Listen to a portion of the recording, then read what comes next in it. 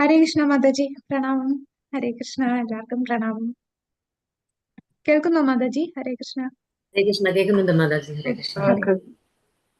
ഹരേ കൃഷ്ണ. ഹരേ കൃഷ്ണ. ഹരേ കൃഷ്ണ. ഹരേ last Krishna. ക്ലാസ്സിലേക്ക് കടക്കുകയാണ്. Level 3-ലെ അവസാനത്തെ സെഷനാണ്. 17 മുതൽ 19.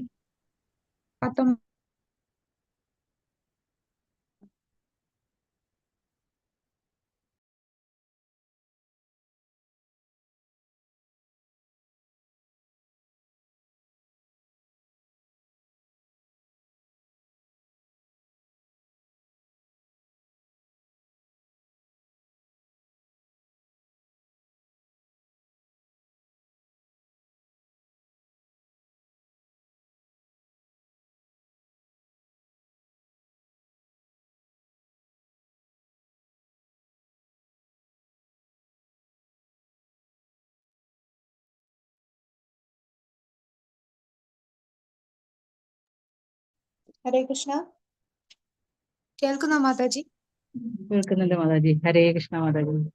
ഹരേ കൃഷ്ണ. ഓം അജ്ഞാനതിമിരാന്ധസ്യ ജ്ഞാനാഞ്ജനാശലാകയാ ചക്ഷുരുന്മീലിതം യേന തസ്മൈ ശ്രീഗുരവേ നമഃ.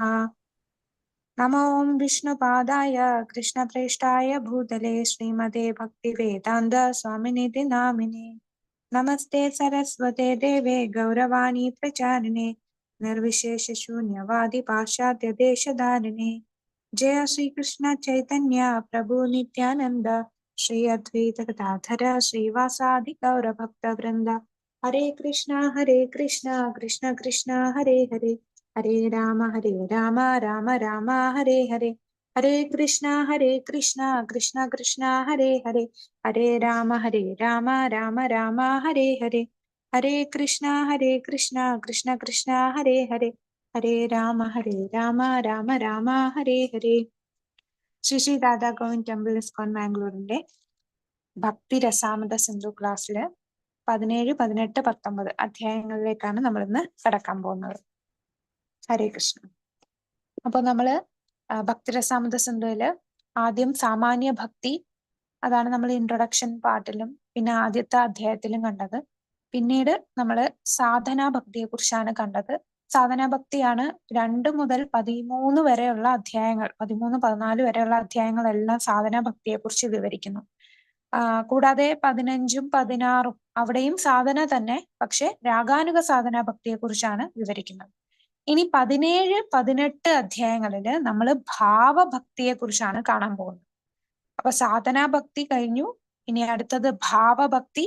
ഇനി ഏറ്റവും ഉയർന്ന ഭക്തിയിലെ തന്നെ ഏറ്റവും ഉന്നത തലം, അതാണ് പ്രേമഭക്തി. അപ്പൊ ഭാവഭക്തി, പ്രേമഭക്തിയാണ് നമ്മളിപ്പോ കാണാൻ പോകുന്നത്. ശ്രീ ശ്രീ രാധാ ഗോവിന്ദ് കി ജയ്, ശ്രീല പ്രഭുപാദ കി ജയ്. അപ്പൊ 17ാമത്തെ അധ്യായം ഹർഷോന്മത്തമായ പ്രേമം. ഹർഷോന്മത്തമായ പ്രേമം എന്ന് പറഞ്ഞാൽ അത് ഭാവമാണ്. അതായത് പ്രേമം എന്ന് പറഞ്ഞാൽ ഒരു സൂര്യൻ, ഉദിച്ചു നിൽക്കുന്ന സൂര്യനെ പോലെയാണ് പ്രേമം. എന്നാൽ ഒരു സൂര്യന്റെ കിരണം മാത്രം, സൂര്യൻ ഇങ്ങനെ ഉദിച്ചു വരുമ്പോൾ ആദ്യം ഒരു കിരണം വരും. ആ കിരണത്തെയാണ് നമ്മൾ ഭാവഭക്തിയായിട്ട് ഉപമിച്ചിരിക്കുന്നത്. അപ്പൊ ഭാവം പൂർണ്ണതയിൽ എത്തുമ്പോഴാണ് അത് പ്രേമമായി മാറുന്നത്. അപ്പൊ ഭാവഭക്തിയിലാണ് നമ്മള് ശുദ്ധ സത്വഗുണം എന്ന് നമ്മൾ എപ്പോഴും പറയാറുണ്ട്. ഈ ശുദ്ധ സത്വം എന്ന് പറഞ്ഞാൽ അത് എന്തിനുപരിയാണ്? എന്തിനു മുകളിലാണ് ശുദ്ധ സത്വഗുണം വരുന്നത്? സത്വഗുണത്തിലുപരി. ത്രിഗുണങ്ങൾക്ക് ഉപരിയാണ് അല്ലെ? അപ്പൊ ത്രിഗുണങ്ങൾക്ക് ഉപരിയായിട്ടുള്ള ആ ശുദ്ധ സത്വം വരുന്നത്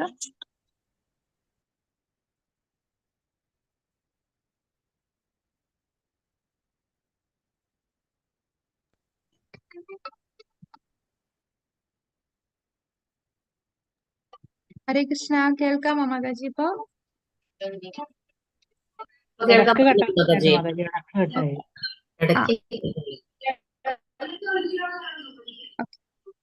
അപ്പോ ഇപ്പൊ 2 ഡിവൈസ് ആയതിന്റെ ഒരു പ്രശ്നം വന്നു. ശുദ്ധ സത്വ ഗുണം എന്ന് പറഞ്ഞാൽ ത്രിഗുണങ്ങൾക്ക് അതീതമാണ് അല്ലെ? ത്രിഗുണങ്ങൾക്ക് അതീതമായിട്ടുള്ള, അതായത് അവിടെ മായാശക്തി നമ്മളെ ആ, നിയന്ത്രിക്കില്ല. ഭാവഭക്തിയിലെത്തിയ ഒരു വ്യക്തി ഏത് ഭാവത്തിലാണ് അത്, ഏത് ശക്തിയാണ് അവരെ നിയന്ത്രിക്കുക? ഭാവഭക്തിയിലെത്തിയ ഒരു വ്യക്തിയെ നിയന്ത്രിക്കുന്നത് അന്തരംഗ ശക്തിയായിരിക്കും. അപ്പൊ ത്രിഗുണങ്ങൾക്ക് അതീതമായിട്ടുള്ള ശുദ്ധ സത്വം എന്ന അവസ്ഥയിൽ ഭക്തിയുദ്ധ സേവനം നിലകൊള്ളുന്ന ആ പ്രേമത്തിന്റെ സൂര്യകിരണമാണ് ഈ ഭാവഭക്തി എന്ന് പറയുന്നത്. അവരുടെ ഹൃദയം വളരെ മൃദുലമായിരിക്കും. ആ മൃദുല ഹൃദയം, കാരണം അവരുടെ ഉള്ളില് ഭഗവാൻ അല്ലാതെ വേറെ ഒരു ചിന്തയും അവർ സമാധി അവസ്ഥയിൽ വന്നെത്തുന്ന ആ തലത്തിലേക്ക് എത്തിയിരിക്കുകയാണ്. അപ്പൊ ഈ ഭാവഭക്തി പ്രേമഭക്തിയൊക്കെ നമുക്ക് തിയററ്റിക്കലായിട്ട് കേട്ട് അത് മനസ്സിലാക്കണമെന്നുണ്ടെങ്കിൽ, കാരണം നമ്മളൊന്നും ആ ലെവലിൽ എത്തിയിട്ടില്ല. നമ്മളെല്ലാം ഇപ്പോഴും വൈദി സാധന ചെയ്യുന്ന വ്യക്തികളാണ്. അപ്പൊ ഈ വൈദി സാധന ചെയ്ത് ആ ലെവലിൽ എത്തണമെങ്കിൽ നമുക്ക് തീർച്ചയായിട്ടും ഭഗവാന്റെ ഭക്തരുടെ ഗുരുവിന്റെ കാരുണ്യം വേണം. അപ്പൊ നമ്മളിത് മനസ്സിലാക്കാൻ വേണ്ടി ആദ്യം തന്നെ നമുക്ക് വൃന്ദാവനത്തിലെ 6 ഗോസ്വാമിമാർക്ക് സമർപ്പണം ചെയ്യാം.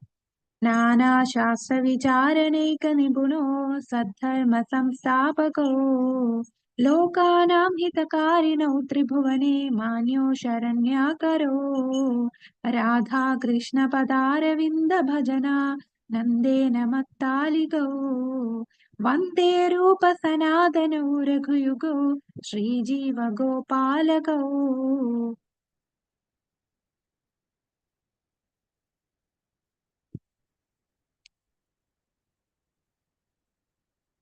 ഈ ഭാവഭക്തിയിലെത്തിയ ഒരു വ്യക്തിക്ക് കൃഷ്ണനെ പ്രാപിക്കാനുള്ള ആഗ്രഹം, കൃഷ്ണനെ പ്രീതിപ്പെടുത്തുക, ഭഗവാനോട് സൗഹൃദം പ്രാപിക്കുക, ഇതിനുള്ള തീവ്രമായിട്ടുള്ള ആഗ്രഹമുള്ള വ്യക്തികളാണ് ഭാവഭക്തി. അവർ അതീന്ദ്രിയ അവസ്ഥയിലാണ്. അവർക്ക് ത്രിഗുണങ്ങൾ അവരെ ബാധിക്കുന്നില്ല. ശുദ്ധ സത്വഗുണത്തിൽ എത്തിയിരിക്കുന്നതാണ് ഭാവഭക്തിയിൽ. അന്തരംഗ ശക്തിയുടെ കീഴിലായിരിക്കും. നമ്മുടെ ഉറങ്ങിക്കിടന്ന ആ പ്രേമത്തിനെ ഉണർന്നു വന്നിരിക്കുന്ന അവസ്ഥയാണ് ഈ ഭാവഭക്തി. സൂര്യനെ പോലെയാണ് പ്രേമം. ആ സൂര്യന്റെ കിരണമാണ് ഭാവം എന്ന് പറയുന്നത്. അപ്പൊ ഈ ഭാവഭക്തിയിലെത്തിയ വ്യക്തികളുടെ ഹൃദയം മൃദുലമായിരിക്കും. അത് പ്രേമത്തിന്റെ ഒരു തുടക്കമാണ്. തുടക്കം എന്ന് പറഞ്ഞാൽ ഒരു പൂ പൂർണ്ണമായി വിരിയുന്നതിന് മുമ്പ് ഒരു മുട്ടായിട്ടിരിക്കും പൂവ്. ആ മുട്ടായി വന്ന് വിരിയുന്നതിന് മുമ്പുള്ള ആ മുട്ടായിട്ടിരിക്കുന്ന ആ തലമാണ് ഭാവം. അപ്പൊ പ്രേമത്തിലെത്തിയില്ല, പ്രേമത്തിലെത്തുന്നതിന് തൊട്ടു മുമ്പുള്ള അവസ്ഥയാണ് ഭാവഭക്തി എന്ന് പറയുന്നത്.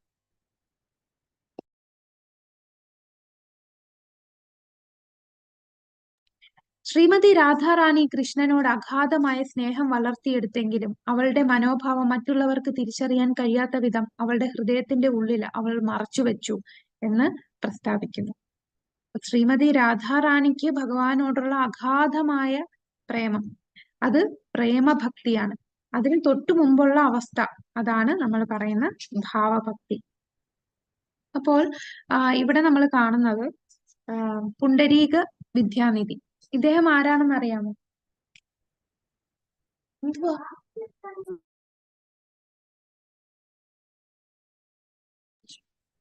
ആരാണ് പുണ്ടരീക വിദ്യാനിധി? ചൈതന്യ ചരിതാമൃതം അറിയുന്നവർക്ക്. ഹരേ കൃഷ്ണ.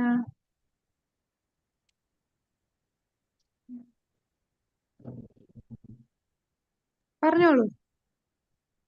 അദ്ദേഹം ഗദാധർ പണ്ഡിതിനെ അറിയാലോ? നമ്മളെപ്പോഴും പറയല്ലേ, ജയ ശ്രീകൃഷ്ണ ചൈതന്യ പ്രഭു നിത്യാനന്ദ ശ്രീ അദ്വൈത ഗദാധർ പണ്ഡിത്തിന്റെ ഗുരുവാണ് പുണ്ടരിക വിദ്യാനിധി.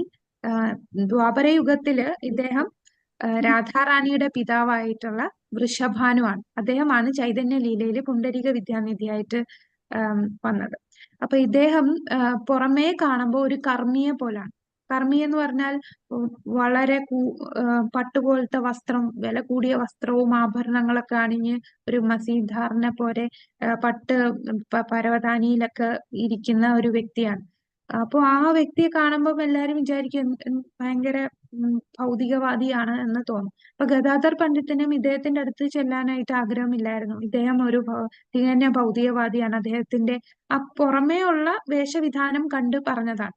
എന്നാൽ ഒരിക്കൽ ഗദാധർ പണ്ഡിറ്റ് അവിടെ ഇദ്ദേഹത്തിന്റെ അടുത്ത് ചെന്നപ്പോൾ ഇദ്ദേഹം കണ്ടു ഈ ഒരു ശ്ലോകം, അഹോബകീയം സ്തനകാലകൂടം ജികാംസയാപായയദാപ്യസാധ്വി ലേഭേ ഗതിം ധാതൃചിതാം തദോന്യം കം വാ ദയാലും ശരണം വ്രജേമേ. ഈ ഒരു ശ്ലോകം ഇദ്ദേഹം കേൾക്കാനിടയായി. ഇതെന്താണ് ഈ ശ്ലോകം? ഈ ശ്ലോകത്തിൽ എന്താണ് പറയുന്നത്? ഇത് പൂതനയുടെ, അതെ. ഇത് ഉദ്ധവര് ശ്രീമദ് ഭാഗവതത്തില് ഉദ്ധവർ വിതുരരോട് സംസാരിക്കുന്ന ശ്ലോകമാണ് ഇവിടെ പറയുന്നത്. അപ്പോ ഉദ്ധവര് കൃഷ്ണന്റെ കാരുണ്യം എത്ര വലുതാണെന്ന് കാണിക്കുന്ന ശ്ലോകമാണ്. കൃഷ്ണനല്ലാതെ ആരെയാണ് ഞാൻ ആരാധിക്കേണ്ടത്? അവന്റെ മഹാമനസ്കത വളരെ വലുതാണ്. പൂതന എന്ന ഒരു സ്ത്രീ അവനെ വിഷം നൽകി കൊല്ലാൻ വന്നപ്പോൾ അവൾക്ക് അവന്റെ അധികാരത്തിൽ അമ്മ സ്ഥാനം ലഭിച്ചു. ആരാധ്യരായവരിൽ ഏറ്റവും മഹത്തായ വ്യക്തിത്വമാണ് അവൻ. ഇതിലും വലിയ ആരെയാണ് എന്റെ ആരാധ്യ ഭഗവാനായി എനിക്ക് ലഭിക്കുക? അപ്പൊ ഈ ശ്ലോകം പുണ്ഡരിക വിദ്യാനിധിയുടെ ഹൃദയത്തിൽ, ഈ ശ്ലോകം കേട്ടപ്പോൾ അദ്ദേഹത്തിന്റെ ഹൃദയത്തിൽ ചില ചലനങ്ങൾ ഉണ്ടാക്കി. അദ്ദേഹത്തിന്റെ മുടി വലിച്ചു കീറുകയും പലതരത്തിലുള്ള അസാധാരണമായിട്ടുള്ള പെരുമാറ്റം, അദ്ദേഹത്തിന്റെ ശരീരം വിറയ്ക്കാൻ തുടങ്ങി, പല്ലുകൾ ഇടിക്കാൻ തുടങ്ങി, രോമാഞ്ചം ഉണ്ടാകാൻ തുടങ്ങി, ശബ്ദമിടറാൻ തുടങ്ങി, അങ്ങനെ പേശികൾ സങ്കോചം ചെയ്യാനും അങ്ങനെ ചില ചലനങ്ങൾ അദ്ദേഹത്തിന്റെ ശരീരത്തിൽ ഉണ്ടാകാൻ തുടങ്ങി. അപ്പൊ ഈ യഥാർത്ഥത്തിൽ എന്താണ് ഭാവഭക്തി, പ്രേമഭക്തി എന്ന് മനസ്സിലാക്കിയ വ്യക്തികൾക്ക് മനസ്സിലാകും ഇദ്ദേഹത്തിന്റെ ഉള്ളിൽ ഭഗവാനോടുള്ള ഭാവം ഉണർന്നതാണ്. അപ്പോഴാണ് നമ്മുടെ ഗദാധർ പണ്ഡിതന് മനസ്സിലായത് എത്ര ഉയർന്ന ഭക്തനാണ്, നമ്മൾ ഈ പുറമേ കാണുന്ന പോലെയല്ല, ഉയർന്ന ഭക്തനാണ് ഇദ്ദേഹം എന്ന് മനസ്സിലാക്കി. അങ്ങനെ ഗദാധർ പണ്ഡിറ്റ് അദ്ദേഹത്തെ ഗുരുവായിട്ട് സ്വീകരിച്ചു. അപ്പൊ ഇത് ഈ പറഞ്ഞ കാര്യങ്ങളൊക്കെ ഭാവഭക്തിയിൽ, കാരണം അവരുടെ ഉള്ളില്, അവരുടെ ഹൃദയം, അവരുടെ മനസ്സെല്ലാം അലിഞ്ഞ് ഭഗവാൻ മാത്രമേ അവരുടെ ചിന്തകളിലുള്ളൂ. അവരുടെ ഓരോ പേശികളെല്ലാം, ശരീരമെല്ലാം ഭഗവാന് വേണ്ടി മാത്രമായിട്ട് നിൽക്കുന്ന ഒരു അവസ്ഥയിൽ എത്തിയിരിക്കുക. അതാണ് ഭാവഭക്തി. അപ്പൊ ഭാവഭക്തിയുടെ നിർവചനം എന്താണെന്ന് ചോദിച്ചാൽ, ഭക്തിയുത സേവനം ശുദ്ധ സത്വ അതീന്ദ്രിയ വേദിയിൽ സ്ഥിതി ചെയ്യുമ്പോൾ അത് കൃഷ്ണനോടുള്ള സ്നേഹത്തിന്റെ സൂര്യപ്രകാശം പോലെയാണ്. അത്തരം ഒരു സമയത്ത് ഭക്തിയുത സേവനം ഹൃദയത്തെ വിവിധ അഭിരുചികളായി മയപ്പെടുത്തുന്നു. തുടർന്ന് ഒരാൾ ഭാവവികാരത്തിൽ സ്ഥിതി ചെയ്യുന്നു. ഇത് ചൈതന്യ ചരിതാമൃതത്തിലെ മധ്യലീലയിലുള്ള ശ്ലോകത്തിന്റെ വിവർത്തനമാണ്. അപ്പൊ അതായത് ശുദ്ധ സത്വ അതീന്ദ്രിയ അവസ്ഥയിലായിരിക്കും അവർക്ക് ആ പ്രേമം എത്തുന്നതിന് തൊട്ടു മുമ്പുള്ള അവസ്ഥ. പ്രേമം എന്ന് പറഞ്ഞാൽ സൂര്യനാണെങ്കിൽ ഭാവം എന്ന് പറഞ്ഞാൽ അതിലെ സൂര്യന്റെ ഒരു കിരണം, ആ സൂര്യപ്രകാശമാണ്. അപ്പൊ ആ സമയത്ത് അവരുടെ ഹൃദയം വളരെ മൃദുലമായിരിക്കും. ഒരുപാട് ഭഗവാനോടുള്ള അഭിരുചി, തീവ്രമായിട്ട് ഭഗവാനെ സേവിക്കാനും ഭഗവാനുമായിട്ട് സമ്പർക്കം ചെയ്യാനും ഒക്കെ തീവ്രമായിട്ടുള്ള ആഗ്രഹം അവരുടെ ഉള്ളിൽ വളരും. ഈ ഒരു അവസ്ഥയാണ് ഇതിൽ വരുന്നത്. കൃഷ്ണനെ പ്രാപിക്കാനും അദ്ദേഹത്തെ പ്രീതിപ്പെടുത്താനും സൗഹൃദം പ്രാപിക്കാനും ഒക്കെ ഉള്ള ആ ഒരു ഭാവത്തിലേക്ക് എത്തുന്ന അവസ്ഥ. അങ്ങനെയുള്ള വികാരങ്ങൾ അവരുടെ ഉള്ളിൽ വരും. പ്രാഥമിക സവിശേഷതകൾ. അപ്പൊ ആദ്യം ശുദ്ധ സത്വത്തിന്റെ അതീന്ദ്രിയ വേദിയിലായിരിക്കും. അപ്പൊ ത്രിഗുണങ്ങൾക്ക് അതീതമായിട്ടുള്ള അവസ്ഥയിലാണ്, ഈ ഒരു അവസ്ഥയിലാണ് നമ്മൾ പറയും നമ്മളൊക്കെ ശുദ്ധ സത്വത്തിൽ നമ്മളെപ്പോഴും മായയുടെ അധീനതയിലാണ്, നമ്മള് മായയുടെ കൺട്രോളിലാണ് നമ്മൾ ഇപ്പോൾ. അല്ലാതെ മായയ്ക്ക് ഉപരിയായിട്ടുള്ള അന്തരംഗ ശക്തിയുടെ നിയന്ത്രണത്തിൽ, അത് ഭാവഭക്തിയിൽ എത്തുമ്പോഴാണ് അന്തരംഗ ശക്തിയുടെ നിയന്ത്രണം തുടങ്ങുന്നത്. ഭഗവാന്റെ അന്തരംഗ ശക്തി ഹൃദയത്തിൽ കയറുന്ന അവസ്ഥ ഭാവഭക്തിയിലാണ്.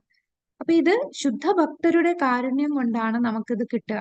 ഭഗവാനെ സേവിക്കാനുള്ള വ്യഗ്രത നമ്മൾ ഉണരണമെങ്കിൽ ആ ശുദ്ധ ഭക്തരുമായിട്ടുള്ള സമ്പർക്കം, അവരുടെ കാരുണ്യമെല്ലാം കൊണ്ടേ നമുക്ക് ഈ ഒരു അവസ്ഥയിലേക്ക് എത്താൻ സാധിക്കുകയുള്ളൂ. പിന്നീട് സെക്കൻഡറി, പ്രൈമറി ആയിട്ടുള്ളതാണ് പ്രാഥമിക സവിശേഷത. ഇനി അടുത്ത സവിശേഷതകൾ പറയുന്ന ഹൃദയത്തെ മൃദുവാക്കുന്നു. കൃഷ്ണാബോധത്തിന്റെ ഉത്തേജനങ്ങളാൽ എളുപ്പത്തിൽ ചലിപ്പിക്കപ്പെടുന്നു.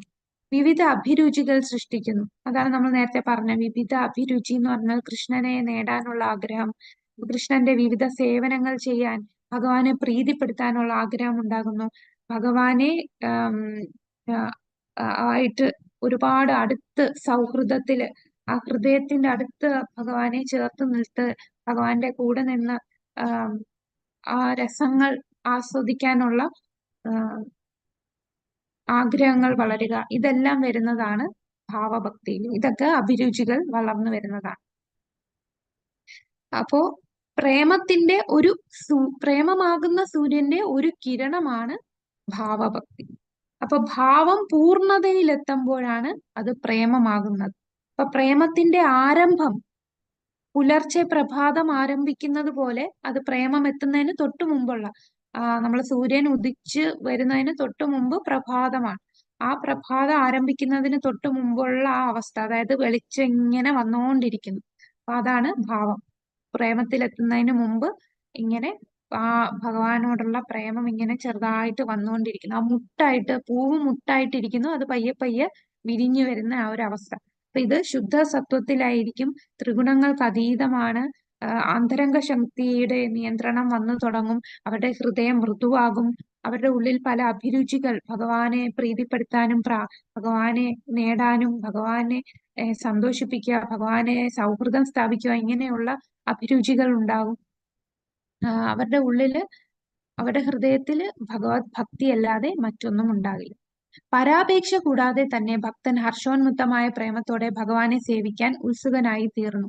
ഈ ഘട്ടത്തിൽ ഭക്തൻ ഉത്തമ അധികാരിയുടെ, അതായത് സമ്പൂർണ്ണ ഭക്തിയുടെ വിധാനത്തിലെത്തുന്നു. അപ്പൊ ഉത്തമ അധികാരിയുടെ തലത്തിലേക്ക് ഉയർന്നെത്തുന്ന അവസ്ഥയാണ് ഭാവം. അവിടെ തൊട്ടേ നമുക്ക് ഉത്തമ അധികാരി എന്ന് പറയാൻ സാധിക്കും. ഈ ഭക്തന് ഭൗതികമായ പ്രീതി വാത്സല്യത്തിന്റെ വിക്ഷോഭങ്ങൾ ഒന്നുമില്ല. രാധയെയും കൃഷ്ണനെയും സേവിക്കുക എന്നതിൽ കവിഞ്ഞ് മറ്റൊരു താല്പര്യവും അയാൾക്കുണ്ടാവുകയില്ല എന്ന് പറയാം. അപ്പൊ ഭാവഭക്തിയിലുള്ള ഒരു വ്യക്തിക്ക് ഭൗതികമായിട്ടുള്ള ഒന്നും അദ്ദേഹത്തെ ബാധിക്കില്ല. അദ്ദേഹത്തിന് രാധാകൃഷ്ണനെ സേവിക്കുക എന്നുള്ളതിൽ കവിഞ്ഞ് വേറൊരു താല്പര്യവും ഉണ്ടാകില്ല. അപ്പോ ഇവര് ഈ ഭാവഭക്തി എന്ന് പറഞ്ഞാൽ ഒന്നെങ്കിൽ ശാന്തഭാവമായിരിക്കും, അല്ലെ ദാസ്യഭാവമായിരിക്കും, സഖ്യഭാവമായിരിക്കും, വാത്സല്യഭാവമായിരിക്കും, മാധുര്യഭാവമായിരിക്കും. അപ്പം ശാന്തഭാവം എന്ന് പറഞ്ഞാൽ ഒരു പ്രത്യേകിച്ച് ഭഗവാനോടൊരു റിലേഷൻഷിപ്പ് ഇല്ല, എന്നാൽ സദാസമയം ഭഗവാനെ തന്നെ ചിന്തിച്ച് ഭഗവാന്റെ രൂപവും ഭഗവാന്റെ ഗുണലീലകളൊക്കെ ആസ്വദിച്ച് വേറൊരു ഭൗതിക കാര്യങ്ങളിലും ഒന്നും അസ്വസ്ഥനാകാതെ ഭഗവാനെ കുറിച്ച് കേട്ടുകൊണ്ടും ഭഗവാനെ ഇങ്ങനെ ദൂരെ നിന്ന് കണ്ട് ശാന്തഭാവത്തോടുകൂടി ആസ്വദിക്കുന്നതാണ് ശാന്തഭാവത്തിലുള്ള വ്യക്തികളുടെ ആഗ്രഹം. ഇനി ദാസ്യഭാവത്തിലുള്ള വ്യക്തികൾക്കോ അത് കുറച്ചുകൂടെ ഉയർന്ന ഭാവമാണ് ദാസ്യഭാവം. അവർക്ക് എങ്ങനെ ഭഗവാനെ സേവിക്കാം, ആ സേവക യജമാനന്റെ വികാരങ്ങളാണ് ഉണ്ടാകുക. അപ്പൊ ഹനുമാന് ശ്രീരാമനോടുള്ള ആ ഭാവം, അത് ദാസ്യഭാവമാണ്. ഏത് സമയവും ഭഗവാനെ എങ്ങനെ ദാസനായിട്ട് നിന്ന് സേവിക്കാം എന്നുള്ള ഭാവം. ഇനി സാഖ്യഭാവം, സൗഹൃദ വികാരങ്ങൾ അവരുടെ ഉള്ളിൽ ഉണ്ടാകും.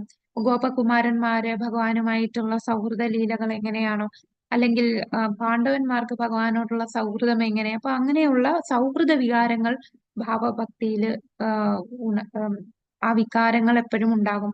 വാത്സല്യഭാവം, മാതൃവികാരങ്ങൾ, യശോദാമയുടെ അല്ലെങ്കിൽ ദേവകി വസുദേവന്മാരുടെ മുതിർന്ന ഗോപിമാരുടെ ആ വാത്സല്യഭാവം അല്ലെങ്കിൽ മാധുര്യഭാവമായിരിക്കും. ഗോപിമാർക്ക് ഭഗവാനോടുള്ള മാധുര്യഭാവം, അല്ലെങ്കിൽ ഭഗവാന്റെ ഭാര്യമാരായിട്ട്, അല്ലെ, സ്വകീയ ഉണ്ട് പരകീയ ഉണ്ടെന്ന് നമ്മൾ പറഞ്ഞു. അപ്പൊ സ്വകീയ ഭാവത്തില് ഉള്ളതിന് ഉദാഹരണം ആരാണ്? ഭഗവാനോട് സ്വകീയ ഭാവത്തിലുള്ള മാധുര്യം, ദ്വാരകയിലെ രാജ്ഞിമാര്. അപ്പൊ ആ മാധുര്യം എന്ന് പറഞ്ഞാൽ രണ്ടു തരം വരാം. പരകീയ രസം എന്ന് പറയുമ്പോൾ ഗോപിമാർക്ക് ഭഗവാനോടുള്ള വികാരങ്ങൾ, അല്ലെങ്കിൽ ഭാര്യമാർക്ക് ദ്വാരകയിലെ ഭാര്യമാർക്ക് ഭഗവാനുള്ള വികാരങ്ങൾ. അപ്പൊ ഈ ഭാവത്തില് ഏതെങ്കിലും നമ്മളില് ആ ഒരു വ്യക്തി ഭാവഭക്തിയിലുള്ള വ്യക്തിയില് ഉണ്ടാവും. ഭഗവാന്റെ നേരെയുള്ള വിശുദ്ധ പ്രേമത്തിന്റെ ആദ്യത്തെ ലക്ഷണമാണ് ഹർഷോന്മാദം എന്ന് തത്ര ശാസ്ത്രത്തിൽ പറയുന്നു. ഈ ഘട്ടത്തിൽ കരയുകയും വിറകൊള്ളുകയും ചെയ്യുന്നു. അപ്പോ നമ്മള് ഇതൊന്നും അറിയാത്ത ഒരു വ്യക്തി ഇങ്ങനെയുള്ള ഭാവങ്ങൾ പ്രകടിപ്പിക്കുമ്പോൾ വിചാരിക്കും ഈ വ്യക്തിക്ക് എന്തോ മാനസികമായിട്ട് എന്തോ സംഭവിച്ചോണ്ടോ, വെറുതെ ഇരുന്ന് കരയോ, വെറുതെ ഏതോ ഇരുന്ന് ചിരിക്കുന്നു, വെറുതെ ശരീരത്തിന് വിറക്കൊള്ളുന്നു, ഇതെന്താ അത്ഭുതപ്പെട്ട് ഭൗതികവാദികളെ സംബന്ധിച്ച് ഇതൊക്കെ കാണുമ്പോൾ ഒരു വ്യത്യസ്തമായി തോന്നും. പക്ഷെ ഒരു ഭക്തർക്ക് മനസ്സിലാവും, ഭാവഭക്തിയിലെത്തിയ വ്യക്തിക്ക് കണ്ണുനീര് വരും ഭഗവാനെ കുറിച്ച് കേൾക്കുകയും ചുമ്മാ ഇരിക്കുമ്പോൾ. കാരണം അവരുടെ ചുമ്മാ ഇരിക്കുന്നില്ല, ഏത് സമയവും അവർ ഭഗവാനെ തന്നെ ചിന്തിച്ചു കൊണ്ടിരിക്കുകയാണ്. അപ്പൊ ആ ഭഗവാനോടുള്ള ആ ആ അത്രയും ഉയർന്ന ഭാവത്തിലിരുന്ന് ശരീരം വിറയ്ക്കുകയും കരയുകയും ഒക്കെ ചെയ്യും. ഇനി ഭാവഭക്തിയിൽ എങ്ങനെ എത്താൻ സാധിക്കും? നമുക്ക് എങ്ങനെ അവിടെ എത്താൻ സാധിക്കും? അത് സാധനാഭക്തിയിലൂടെ നമുക്ക് എത്താനും സാധിക്കും. സാധനാഭക്തി എന്ന് പറഞ്ഞാൽ 2 തരമുണ്ട്. ഏതൊക്കെയാണ് 2 തരം സാധനാഭക്തി? രാഗാനുഗ സാധന. രാഗാനുഗ സാധനാഭക്തി. അപ്പൊ വൈദി സാധനാഭക്തി വഴി നമുക്ക് ഭഗവാനിലെത്താം. അതിന് ഉദാഹരണമാണ് ധ്രുവ മഹാരാജ. അപ്പൊ ധ്രുവ മഹാരാജാവിനോട് നാരദന്റെ ഉപദേശപ്രകാരം ധ്രുവൻ കാട്ടിൽ പോയി 6 മാസം അദ്ദേഹം സാധന ചെയ്യുകയായിരുന്നു, അല്ലെ?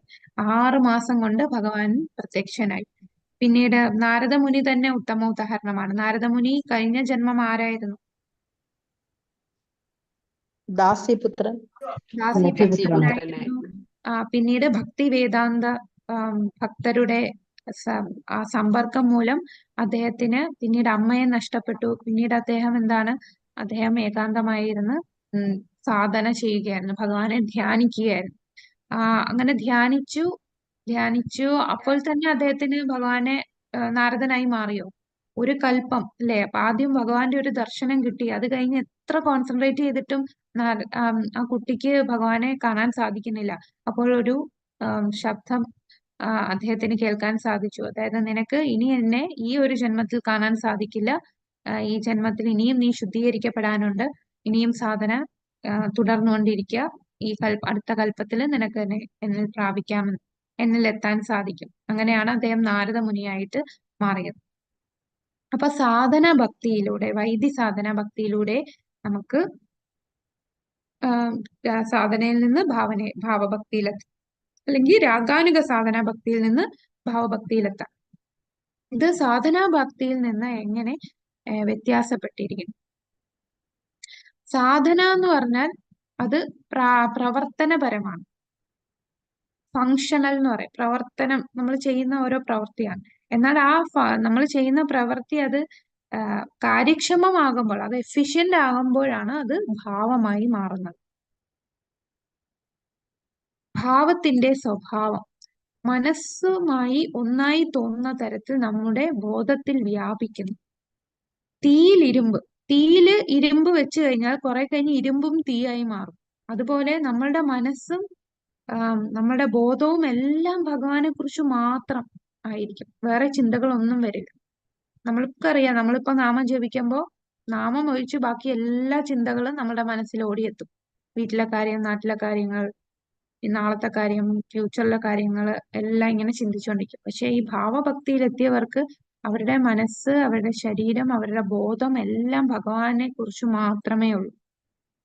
ഒരു സമാധി എന്ന് വിവരിക്കുന്ന അവസ്ഥയിൽ എത്തുന്നതാണ് ഈ ഭാവഭക്തി. എങ്ങനെയാണ് ഭാവം കൈവരിക്കുന്നത്? നമ്മൾ പറഞ്ഞു, സാധനാഭക്തിയിലൂടെ. അത് വൈദി സാധനാഭക്തിയിലൂടെ ഭാവത്തിലെത്താം, രാഗാനുഗ സാധനാഭക്തിയിലൂടെ ഭാവത്തിലെത്താം. കൂടാതെ ഈ സാധന ചെയ്യാതെ തന്നെ ഭാവത്തിലെത്താൻ സാധിക്കും. അതെങ്ങനെയാണെന്നറിയോ? ഭഗവാന്റെ കാരുണ്യം അല്ലെങ്കിൽ ഭക്തരുടെ കൃപ കൊണ്ട് എത്തുന്നവരുണ്ട്. അപ്പോ അതുകൊണ്ട് നമ്മൾ ഇനി സാധനയൊന്നും ചെയ്യുന്നില്ല എന്നെങ്കിലും നമുക്ക് ഭഗവാന്റെ കൃപയും ഭക്തരുടെ കൃപ കിട്ടുമല്ലോ എന്നും പറഞ്ഞ് ഒന്നും ചെയ്യാതിരിക്കുകയല്ല ചെയ്യേണ്ടത്. കാരണം ഇത് വളരെ റെയറായിട്ട് മാത്രം കിട്ടുന്നതാണ്. ഇപ്പൊ നമ്മള് കണ്ടിട്ടില്ലേ, ചിലർക്ക് ഇപ്പൊ PhD എന്ന് പറഞ്ഞാൽ നമ്മള് PhD ഒക്കെ ചെയ്ത് കഴിയുമ്പോഴാണ് നമുക്ക് ഡോക്ടറേറ്റ് കിട്ടുക. ആ ഡോക്ടറേറ്റ് കിട്ടും. ചിലർക്ക് ഓണററി ഡോക്ടറേറ്റ് കൊടുക്കും. അവര് PhD ഒന്നും ചെയ്യാതെ തന്നെ, പഠിക്കാതെ തന്നെ അവർക്ക് കിട്ടും. അത് എല്ലാവർക്കും അങ്ങനെ പഠിക്കാതെ തന്നെ ആ ഒരു ഡോക്ടറേറ്റ്, ഓണററി ഡോക്ടറേറ്റ് കിട്ടുമോ? ഇല്ല. റെയർ ആയിട്ടുള്ള ചില സ്പെഷ്യൽ ആയിട്ടുള്ള ആൾക്കാർക്കേ കിട്ടും. അതുപോലെ ഭഗവാന്റെ കാരുണ്യം, ഭക്തന്റെ കാരുണ്യം കൊണ്ട് ഭാവഭക്തിയിലെത്തും. അത് വളരെ അപൂർവമായിട്ടുള്ളവർക്ക് മാത്രം കിട്ടുന്നതാണ്. നമ്മൾ അതുകൊണ്ട് ഇത് കിട്ടും അതുകൊണ്ട് ഒന്നും ചെയ്യാതിരിക്കുകയല്ല, നമ്മൾ വൈദ്യസാധന ചെയ്യണം. നമ്മളെല്ലാം ബദ്ധാത്മാക്കളാണ്. അപ്പൊ നമ്മൾ ഒരുപാട് ജന്മാന്തരങ്ങളായിട്ട് പാപങ്ങൾ ചെയ്തു കൂട്ടി ഇങ്ങനെ ജനന മരണ ചക്രത്തിൽ കോടിക്കണക്കിന് ജന്മങ്ങൾ ഇങ്ങനെ ഇന്ന വ്യക്തികളാണ് നമ്മളെല്ലാരും അല്ലേ. അപ്പം ആ സാധന ചെയ്യുക. നമ്മളിപ്പോ കുറച്ച് കഴിഞ്ഞ ജന്മമൊക്കെ നമ്മൾ എന്തൊക്കെയോ സാധന ചെയ്തിട്ടുണ്ട്. അതുകൊണ്ടാണ് ഈ ഒരു ജന്മം നമുക്ക് അത് തുടരാൻ സാധിച്ചത്. അപ്പൊ സാധനയിലൂടെ നമ്മള് ഭാവത്തിൽ എത്താൻ സാധിക്കും. അല്ലാതെ എങ്ങനെ എത്തുന്ന കൃഷ്ണന്റെ കാരുണ്യം അല്ലെ ഭക്തരുടെ കാരുണ്യം കൊണ്ട് നമുക്ക് സാധനയിൽ എത്താം. സജ്ജന സമ്പർക്കം കൊണ്ട് ഭാവം, ഹർഷോന്മത്തമായ പ്രേമം, അതായത് ഭാവം നമുക്ക് വളർത്തിയെടുക്കാൻ സാധിക്കും. അപ്പൊ വൈദി സാധനയിൽ നിന്ന് ഭാവത്തിലെത്തിയത് ഉദാഹരണമാണ് നമ്മളുടെ നാരദമുനി അല്ലെ. കൂടാതെ നാരദമുനിക്ക് ഭക്തരുടെ സമ്പർക്കവും കിട്ടി. ആ ചാതുർമാസ്യ സമയത്ത് ഭക്തിവേദാന്ത സ്വാമികളുടെ ഭക്തരുടെ സമ്പർക്കം കൊണ്ടും അവര് കഴിച്ചതിന്റെ ഉച്ഛിഷ്ടം കഴിച്ചു.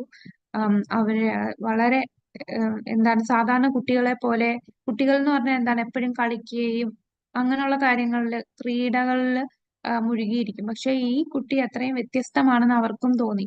അവരെ സേവിക്കാനും അവര് പറയുന്ന കാര്യങ്ങളൊക്കെ ശ്രദ്ധയോടെ കേൾക്കാനും അവര് ഭക്ഷിച്ചതിന്റെ ആ പ്രസാദം കഴിക്കുകയും ഒക്കെ ചെയ്തത് കൊണ്ട് കുട്ടിക്ക് നല്ല രീതിയിൽ സാധന ചെയ്ത് ഭാവഭക്തിയിലെത്താൻ സാധിച്ചു. ഭഗവത് സേവനത്തിൽ ഏർപ്പെട്ടിരിക്കുന്ന സാക്ഷാത്കാരം സിദ്ധിച്ച ആളിന് വാക്കുകളിലൂടെ ശ്രോതാക്കളുടെ ഹൃദയത്തിൽ ആത്മാവിനെ ജീവൻ കുത്തിവെക്കാനുള്ള ഭക്തിയുണ്ട്. അതിനാൽ അത്തരം കലർപ്പറ്റ ഭക്തന്മാരുമായി വേണം സമ്പർക്കം പുലർത്താൻ.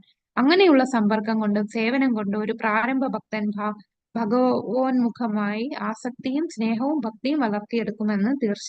അപ്പൊ വളരെ പ്രധാനപ്പെട്ടതാണ് നമുക്ക് ശുദ്ധ ഭക്തരുടെ സമ്പർക്കം. നമ്മൾ വിചാരിക്കും എങ്ങനെ കിട്ടും, ശുദ്ധ ഭക്തരെ അങ്ങനെ എപ്പോഴും കാണാനും സമ്പർക്കം ചെയ്യാനും സാധിക്കില്ലല്ലോ. അപ്പൊ നമ്മൾ നേരത്തെ പറഞ്ഞു സേവ, അവരെ സേവ ചെയ്യാന്ന് പറഞ്ഞാൽ വാണി സേവ, അവരുടെ നിർദ്ദേശങ്ങൾ സ്വീകരിക്കുക. നമ്മൾ ശ്രീല പ്രഭുപാദരുടെ ബുക്കുകൾ വായിക്കുമ്പോൾ തന്നെ അത് പ്രഭുപാദരുമായിട്ട് സമ്പർക്കം ചെയ്യുന്നത് പോലെയാണ്. ഒരിക്കൽ പ്രഭുപാദരെ ഇന്റർവ്യൂ ചെയ്തപ്പോ ഈ ജേർണലിസ്റ്റ് ചോദിച്ചു, അങ്ങയുടെ കാലം കഴിഞ്ഞാൽ പ്രഭുപാദരുടെ മരണശേഷം നിങ്ങളുടെ ഈ പ്രസ്ഥാനം എന്തായി തീരും? എന്താണ് അദ്ദേഹം പറഞ്ഞത്? എന്താണ് പറഞ്ഞത്? എന്റെ ബുക്കുകളിലൂടെ ഞാൻ ജീവിക്കുമെന്നല്ലേ. ഞാൻ മരിക്കുന്നില്ല, എനിക്ക് മരണമില്ല, ഞാൻ എന്റെ ബുക്കുകളിലൂടെ ജീവിക്കും. ഇപ്പൊ 1977 അദ്ദേഹത്തിന്റെ തിരോഭാവ ദിനം, ആ വർഷം. ഇപ്പൊ എത്ര വർഷമായി? ഇപ്പോഴേ എല്ലാരും എത്ര കോടിക്കണക്കിന് ഭഗവത്ഗീത ആസിറ്റീസ് ആണ് ഇപ്പം ലോകമെമ്പാടും ഡിസ്ട്രിബ്യൂട്ട് ചെയ്യുന്നത്. അപ്പൊ എല്ലാരും ഭഗവാൻ ആ ശുദ്ധ ഭക്തന്റെ ബുക്കിലൂടെ, അപ്പൊ നമ്മള് ആ ശുദ്ധ ഭക്തരുടെ വാക്കുകൾ കേൾക്കുക. അപ്പം പ്രഭുപാദറിലെ ലെക്ചേഴ്സ് നമ്മൾ കേൾക്കുക, അദ്ദേഹത്തിന്റെ ബുക്കുകൾ വായിക്കുക. പിന്നെ ഇപ്പോൾ തന്നെ നമ്മള് ഗുരു മഹാരാജിന്റെ ഉയർന്ന ശുദ്ധ ഭക്തര് ഉണ്ട്, അവരുടെ ക്ലാസ്സുകൾ കേൾക്കുക. അതാണ് അവരുടെ വാക്കുകൾ. സാക്ഷാത്കാരം, ഭഗവത് സേവനത്തിൽ ഏർപ്പെട്ടിരിക്കുന്ന സാക്ഷാത്കാരം സിദ്ധിച്ച ആളിന്റെ വാക്കുകളിലൂടെ ശ്രോതാക്കളുടെ അവരുടെ വാക്കുകൾ നമ്മൾ ചെവിയിലൂടെ കേൾക്കുമ്പോൾ തന്നെ നമുക്ക് ആത്മീയ ജീവൻ കുത്തിവെക്കുകയാണ്. അത്ര ശക്തിയാണ് അവരുടെ വാക്കുകൾക്ക്. അപ്പൊ ശുദ്ധ ഭക്തരുടെ ലെക്ചേഴ്സ് നമ്മൾ കേൾക്കുകയും അത് വായിക്കുകയും ചെയ്യുമ്പോൾ നമുക്ക് ആ കലർപ്പറ്റ ഭക്തി നമ്മളുടെ ഉള്ളില് കുത്തിവെക്കാൻ സാധിക്കും. ആ ഭക്തിയിലേക്ക് ഉയരാൻ സാധിക്കും. അങ്ങനെ സമ്പർക്കം ചെയ്യുക, കേട്ട് അവരുടെ നിർദ്ദേശങ്ങൾ നമ്മൾ കേട്ട്, വാക്കുകൾ കേട്ട് നമുക്ക് നേരിട്ട് ശാരീരികമായിട്ട് സമ്പർക്കം ചെയ്യാൻ പറ്റിയില്ലെങ്കിലും ഇങ്ങനെ അവരുടെ നിർദ്ദേശങ്ങൾ കേട്ട് സമ്പർക്കം ചെയ്യുക. അങ്ങനെ ചെയ്താൽ നമുക്ക് ഭഗവാനോടുള്ള സ്നേഹവും ഭക്തിയും ഒക്കെ വളർത്താൻ സാധിക്കും. അപ്പൊ സാധന ഭക്തിയിലൂടെ, വൈദ്യസാധനയിലൂടെ വന്നതിന് ഉദാഹരണം നമ്മൾ നാരദ മുനിയെ പറഞ്ഞു. പിന്നീട് കപില ദേവന്റെ ഒരു പ്രസ്താവന ഭാഗവതത്തിൽ പറയുന്നുണ്ട്. ഒരു പ്രാരംഭ ഭക്തൻ ഒരു സാക്ഷാത്കാരം സിദ്ധിച്ച ആളിനെ സേവിക്കുകയും സമ്പർക്കം ചെയ്യുകയും വേണം. അതിന്റെ ഫലമായിട്ട് എന്ത് ലഭിക്കും? കൃഷ്ണനോട് നമുക്ക് ആസക്തി ഉണ്ടാകും, സ്നേഹമുണ്ടാകും, കൃഷ്ണനോട് നമുക്ക് ഭക്തി ഉണ്ടാകും. ഇനി രാഗാനുഗ സാധനാ ഭക്തി. രാഗാനുഗ സാധനാ ഭക്തിയിലൂടെ ഭാവഭക്തിയിലെത്തിയതിന് ഉദാഹരണം ഇവിടെ പറയുന്നത് ചന്ദ്രകാന്തി എന്ന ഒരു പെൺകുട്ടിയാണ്. ഇത് പത്മപുരാണത്തിൽ പറയുന്നതാണ്. അപ്പൊ ആ പെൺകുട്ടി, ചന്ദ്രകാന്തി എന്ന പെൺകുട്ടി, രാത്രി മുഴുവൻ നിർത്താതെ ഭഗവാന്റെ വിഗ്രഹത്തെ കണ്ടുകൊണ്ട് നൃത്തം ചെയ്യുകയാണ്. അങ്ങനെ നൃത്തം ചെയ്ത് ആ ചന്ദ്രകാന്തിക്ക് ഗോപിമാരുടെ ഭാവത്തിലെത്താൻ സാധിച്ചു. അപ്പൊ അത് രാഗാനുഗ സാധന ഭക്തിയിൽ നിന്ന് ഭാവഭക്തിയിലെത്തിയതിന് ഉദാഹരണമാണ് ചന്ദ്രകാന്തി. ഇനി നമ്മൾ പറഞ്ഞു സാധന ചെയ്യാതെ തന്നെ എന്താണ് ഭഗവാന്റെ കാരുണ്യം, സവിശേഷ കാരുണ്യത്തിലൂടെ, കൃഷ്ണന്റെ കാരുണ്യം അല്ലെങ്കിൽ കൃഷ്ണ ഭക്തന്റെ കാരുണ്യത്തിലൂടെ നമുക്ക് ഭാവത്തിലെത്താൻ സാധിക്കും. അപ്പൊ ഭഗവാന്റെ കാരുണ്യം, ഭക്തന്റെ കാരുണ്യം എന്ന് പറയുമ്പോൾ അതിന് ഉദാഹരണം ഇപ്പൊ 3 തരത്തിലാണ് ഭഗവാൻ കൃഷ്ണന്റെ കാരുണ്യം. അതിനി നമുക്ക് അടുത്ത സ്ലൈഡിൽ കാണാം.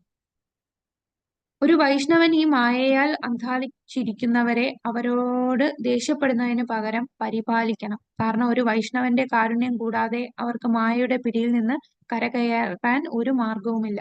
മായയാൽ ശിക്ഷിക്കപ്പെട്ടവർ വൈഷ്ണവരുടെ കരുണയാൽ രക്ഷിക്കപ്പെടുന്നു. അപ്പൊ ഭഗവാന്റെ കാരുണ്യം, കൃഷ്ണന്റെ കാരുണ്യം എന്ന് പറഞ്ഞാൽ 3 രീതിയിലാണ് ഭഗവാന്റെ കൃപ കിട്ടുന്നത്. ഭഗവാന്റെ വാക്കിലൂടെ, ഭഗവാന്റെ നോട്ടം വഴി, ഭഗവാന്റെ അനുഗ്രഹത്തിലൂടെ. അപ്പം വാക്കിലൂടെ എന്ന് പറയുന്നതിന് ഉദാഹരണം ഇവിടെ പറയുന്നത് നാരദ മുനിക്ക് ഒരിക്കൽ ഭഗവാന്റെ ആ സംഭാഷണത്തിലൂടെ നാരദ മുനിക്ക് അനുഗ്രഹം കിട്ടി എന്ന് പറയുന്നത്. കൃഷ്ണൻ നാരദ മുനിയോട്, ഇത് നാരദ പുരാണത്തിൽ പറയുന്ന കാര്യങ്ങളാണ്. നാരദ മുനിക്ക് ഒരിക്കൽ ഭഗവാന്റെ വാക്കാൽ അനുഗ്രഹം കൊടുത്തിട്ടുണ്ട് എന്ന് പറയും. ഇനി അടുത്തത് ദർശനത്തിലൂടെ, നോട്ടത്തിലൂടെ. ദർശനത്തിലൂടെ നമുക്ക് ഉദാഹരണം പറയാനായിട്ട് ഇപ്പൊ അക്രൂരര്, കംസന്റെ ക്ഷണപ്രകാരം അക്രൂരര് ഭഗവാനെയും ബലരാമനെയും വിളിച്ചുകൊണ്ട് മധുരയിൽ കൊണ്ടുപോകും. അപ്പം അവിടെ ചെല്ലുമ്പോൾ മധുരയിലെ സ്ത്രീകളെല്ലാം കൃഷ്ണനെ കാണാനായിട്ട് മട്ടുപ്പാവിൽ നിന്ന് ഇങ്ങനെ വീക്ഷിക്കുന്നുണ്ടായിരുന്നു. അപ്പൊ അവരെ ഭഗവാൻ നോക്കി, അതാണ് നോട്ടം കൊണ്ട് ഭഗവാൻ, ആ ദർശനത്തിലൂടെ ഭഗവാൻ അനുഗ്രഹം കൊടുക്കുന്നു. അതൊരു ഉദാഹരണം പറയാം. പിന്നീട് നാരദമുനിയുടെ ഒറിജിൻ എങ്ങനെയാണ്? നാരദമുനി എങ്ങനെയാണ് ഉണ്ടായിരുന്നോ? ഓക്കെ, നാരദമുനി എന്ന് പറഞ്ഞാൽ കഴിഞ്ഞ ജന്മം അദ്ദേഹം, കഴിഞ്ഞ ജന്മത്തിന് അതിനു മുമ്പത്തെ ജന്മം അദ്ദേഹം ഒരു ഗന്ധർവനായിരുന്നു. അദ്ദേഹം നൃത്തമൊക്കെ ചെയ്യുന്നത്, അതായത് സ്വർഗലോകത്ത് ദേവന്മാരെ പ്രീതിപ്പെടുത്താനായിട്ട് നൃത്തം ആലപിക്കുകയും ഗാനം ആലപിക്കുകയും ചെയ്യുന്ന വളരെ സുന്ദരനായിട്ടുള്ള നല്ല ഒരു ഗന്ധർവനായിരുന്നു. അപ്പോ അദ്ദേഹം ഒരിക്കൽ ഇന്ദ്രന്റെ സദസ്സിൽ ഇരുന്ന് നൃത്തം ചെയ്തപ്പോൾ അവിടെ ഭഗവാനെ കുറിച്ച് ഉള്ള ഡിസ്കഷൻ, ഭഗവാനെ സേവിക്കുന്നതിന് പകരം ഇദ്ദേഹത്തിന്റെ ശ്രദ്ധ മാറി കൂടെയുള്ള ഒരു അപ്സര സ്ത്രീയിലോട്ട് ശ്രദ്ധ മാറി. അങ്ങനെ ശ്രദ്ധ മാറിയപ്പോഴാണ് ഇന്ദ്രൻ അദ്ദേഹത്തെ ശപിക്കുന്നത് നീ ഭൂമിയിൽ ഒരു ശൂദ്ര സ്ത്രീയുടെ പുത്രനായി ജനിക്കുമെന്ന് ശപിക്കുകയാണ്. അങ്ങനെയാണ് നാരദമുനി അപ്പൊ നാരദമുനി ആയിട്ടില്ല, ഈ ഗന്ധർവൻ പിന്നെ ഈ ബാലനായിട്ട്, ഈ ഒരു കുട്ടിയായിട്ട് ശൂദ്ര സ്ത്രീക്ക് ജനിക്കുന്നത്. അപ്പൊ അമ്മ മാത്രമേ ഉള്ളൂ. ആ കുട്ടി അമ്മ ഓരോരുത്തർ ജോലി ചെയ്താണ് ജീവിക്കുന്നത്.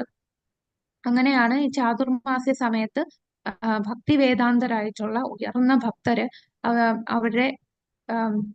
അവർക്ക് സേവനം ചെയ്യാൻ അവിടെ ആ സ്ഥലത്ത് വന്ന് താമസിക്കുകയും, കാരണം ഈ ചാതുർമാസ്യ സമയം എന്ന് പറഞ്ഞാൽ മഴക്കാലമാണ്. അപ്പോൾ ഇവര് ഭക്തി വേദാന്തർ എന്ന് പറഞ്ഞാൽ ഒരു സ്ഥലത്ത് നിന്ന് മറ്റൊരു സ്ഥലത്തേക്ക് ഇങ്ങനെ പ്രീച്ച് ചെയ്ത് ഇങ്ങനെ യാത്ര ചെയ്തുകൊണ്ടിരിക്കും. അപ്പൊ മഴക്കാലമായതുകൊണ്ട് അവിടെ തങ്ങിയപ്പോൾ ഈ കുട്ടിയുടെ അമ്മ സേവനം ചെയ്യുന്നു. കൂടാതെ ഈ കുട്ടിയും അവർക്ക് സേവനം ചെയ്തു. അവര് ഭക്ഷിച്ചതിന്റെ പ്രസാദം ബാക്കി കഴിക്കുകയൊക്കെ ചെയ്തു. അപ്പൊ അവരുടെ അനുഗ്രഹം കുട്ടിക്ക് കിട്ടി. പിന്നീട് അമ്മ മരിച്ചുപോയി, പാമ്പ് കടിയേറ്റ് അമ്മ മരിച്ചുപോയി, കുട്ടി മാത്രമേ ഉള്ളൂ. ഒരു സാധാരണ 5 വയസ്സുള്ള ഒരു കുട്ടി എന്നൊക്കെ പറയുമ്പോൾ അമ്മയില്ലാതെ എങ്ങനെ ജീവിക്കും? പക്ഷെ ഈ കുട്ടിക്ക് അത് ഭഗവാന്റെ അനുഗ്രഹമായിട്ട് മനസ്സിലായി. അമ്മ മരിച്ചു, ഇപ്പം ആരുമില്ല, ഇനിയിപ്പോൾ എനിക്ക് ഭഗവാന്റെ അടുത്ത് പോവുക, ഇതാണ് എന്റെ ലക്ഷ്യം. അങ്ങനെ ആ കുട്ടി ഒരുപാട് യാത്ര ചെയ്ത് ആം, കാട്ടിലൂടെയും മലകളിലൂടെയും എല്ലാം യാത്ര ചെയ്യുന്നതൊക്കെ നമ്മളെ ഭാഗവതത്തിലുണ്ട്. ഭാഗവതത്തിലെ ആദ്യത്തെ കാൻഡോയിലാണല്ലേ മാതാജി? ഫസ്റ്റ് കാൻഡോയില് ഇതെല്ലാം വിശദീകരിക്കുന്നുണ്ട്.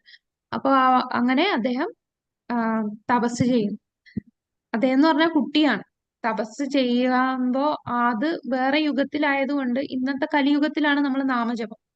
ആ യുഗത്തില് തപശ്ചര്യയാണ്. അങ്ങനെ ഈ തപസ് ചെയ്യുമ്പോൾ ഉള്ളില് ഭഗവാന്റെ ആ പരമാത്മാവിനെ അദ്ദേഹത്തിന് ദർശിക്കാൻ കഴിഞ്ഞു. അപ്പോൾ അദ്ദേഹത്തിന് വളരെ ആനന്ദം തോന്നി. പെട്ടെന്ന് അത് അപ്രത്യക്ഷമായി. അങ്ങനെ അപ്രത്യക്ഷമായപ്പോ ഇദ്ദേഹത്തിന് വീണ്ടും വീണ്ടും ട്രൈ ചെയ്തിട്ടും ആ ഒരു രൂപം കാണാൻ സാധിച്ചില്ല. അപ്പൊ ഭഗവാൻ തന്നെ ശബ്ദരൂപത്തിൽ പറഞ്ഞു, ഇനി എനിക്ക് നിന്നെ ഈ ജന്മം എനിക്ക് നിനക്ക് എന്നെ കാണാൻ സാധിക്കില്ല. അടുത്ത ജന്മം നിനക്ക് സദാ എന്റെ ഭക്തനായി മാറാം. അങ്ങനെ ആ ഒരു കൽപ്പം കഴിഞ്ഞ് അടുത്ത കൽപ്പം. കൽപ്പം എന്ന് പറഞ്ഞാൽ എന്താണെന്നറിയോ? ഒരു കൽപ്പം എന്ന് പറഞ്ഞാൽ ബ്രഹ്മാവിന്റെ ഒരു പകലാണ്. ബ്രഹ്മാവിന്റെ ബ്രഹ്മാവിന്റെ പകല്.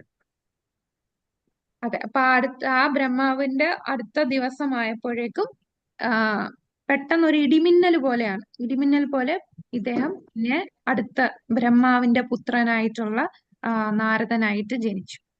അപ്പൊ അടുത്ത കാണുമ്പോ ബ്രഹ്മാവിന്റെ സൃഷ്ടി വരുമല്ലോ. ഓരോ ദിവസവും രാവിലെ ബ്രഹ്മാവിന്റെ പകലാകുമ്പോ ബ്രഹ്മാവ് സൃഷ്ടിക്കും, ഒന്നേന്ന് സൃഷ്ടിക്കും.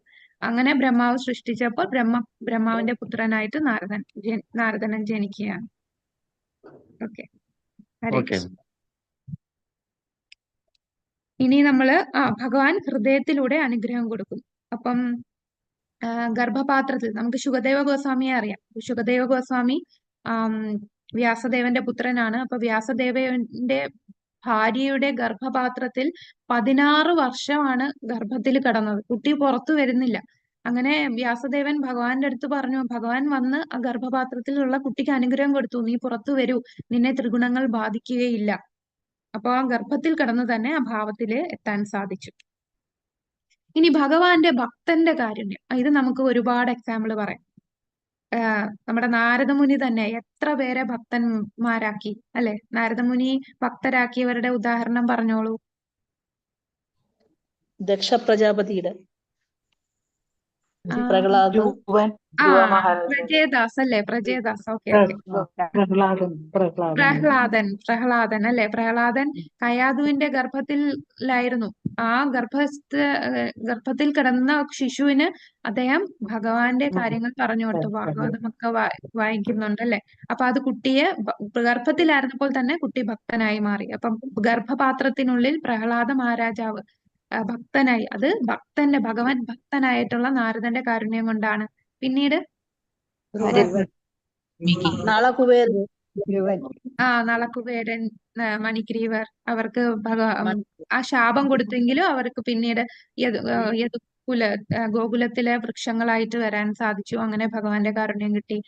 പിന്നെ ധ്രുവ മഹാരാജാവ് ധ്രുവ മഹാരാജാവിന് ഈ സാധന ചെയ്യാനെല്ലാം പറഞ്ഞു കൊടുത്തത് നാരദ മഹർഷിയാണ്. പിന്നെ കാട്ടാളനായിട്ടുള്ള രത്നാകരനെ വാൽമീകിയാക്കി. രത്നാകരനെ വാൽമീകിയാക്കി. പിന്നീട് മൃഗാരിയെ മാതാജി ദക്ഷ പ്രജാപതിയുടെ മക്കളെ അല്ലെ?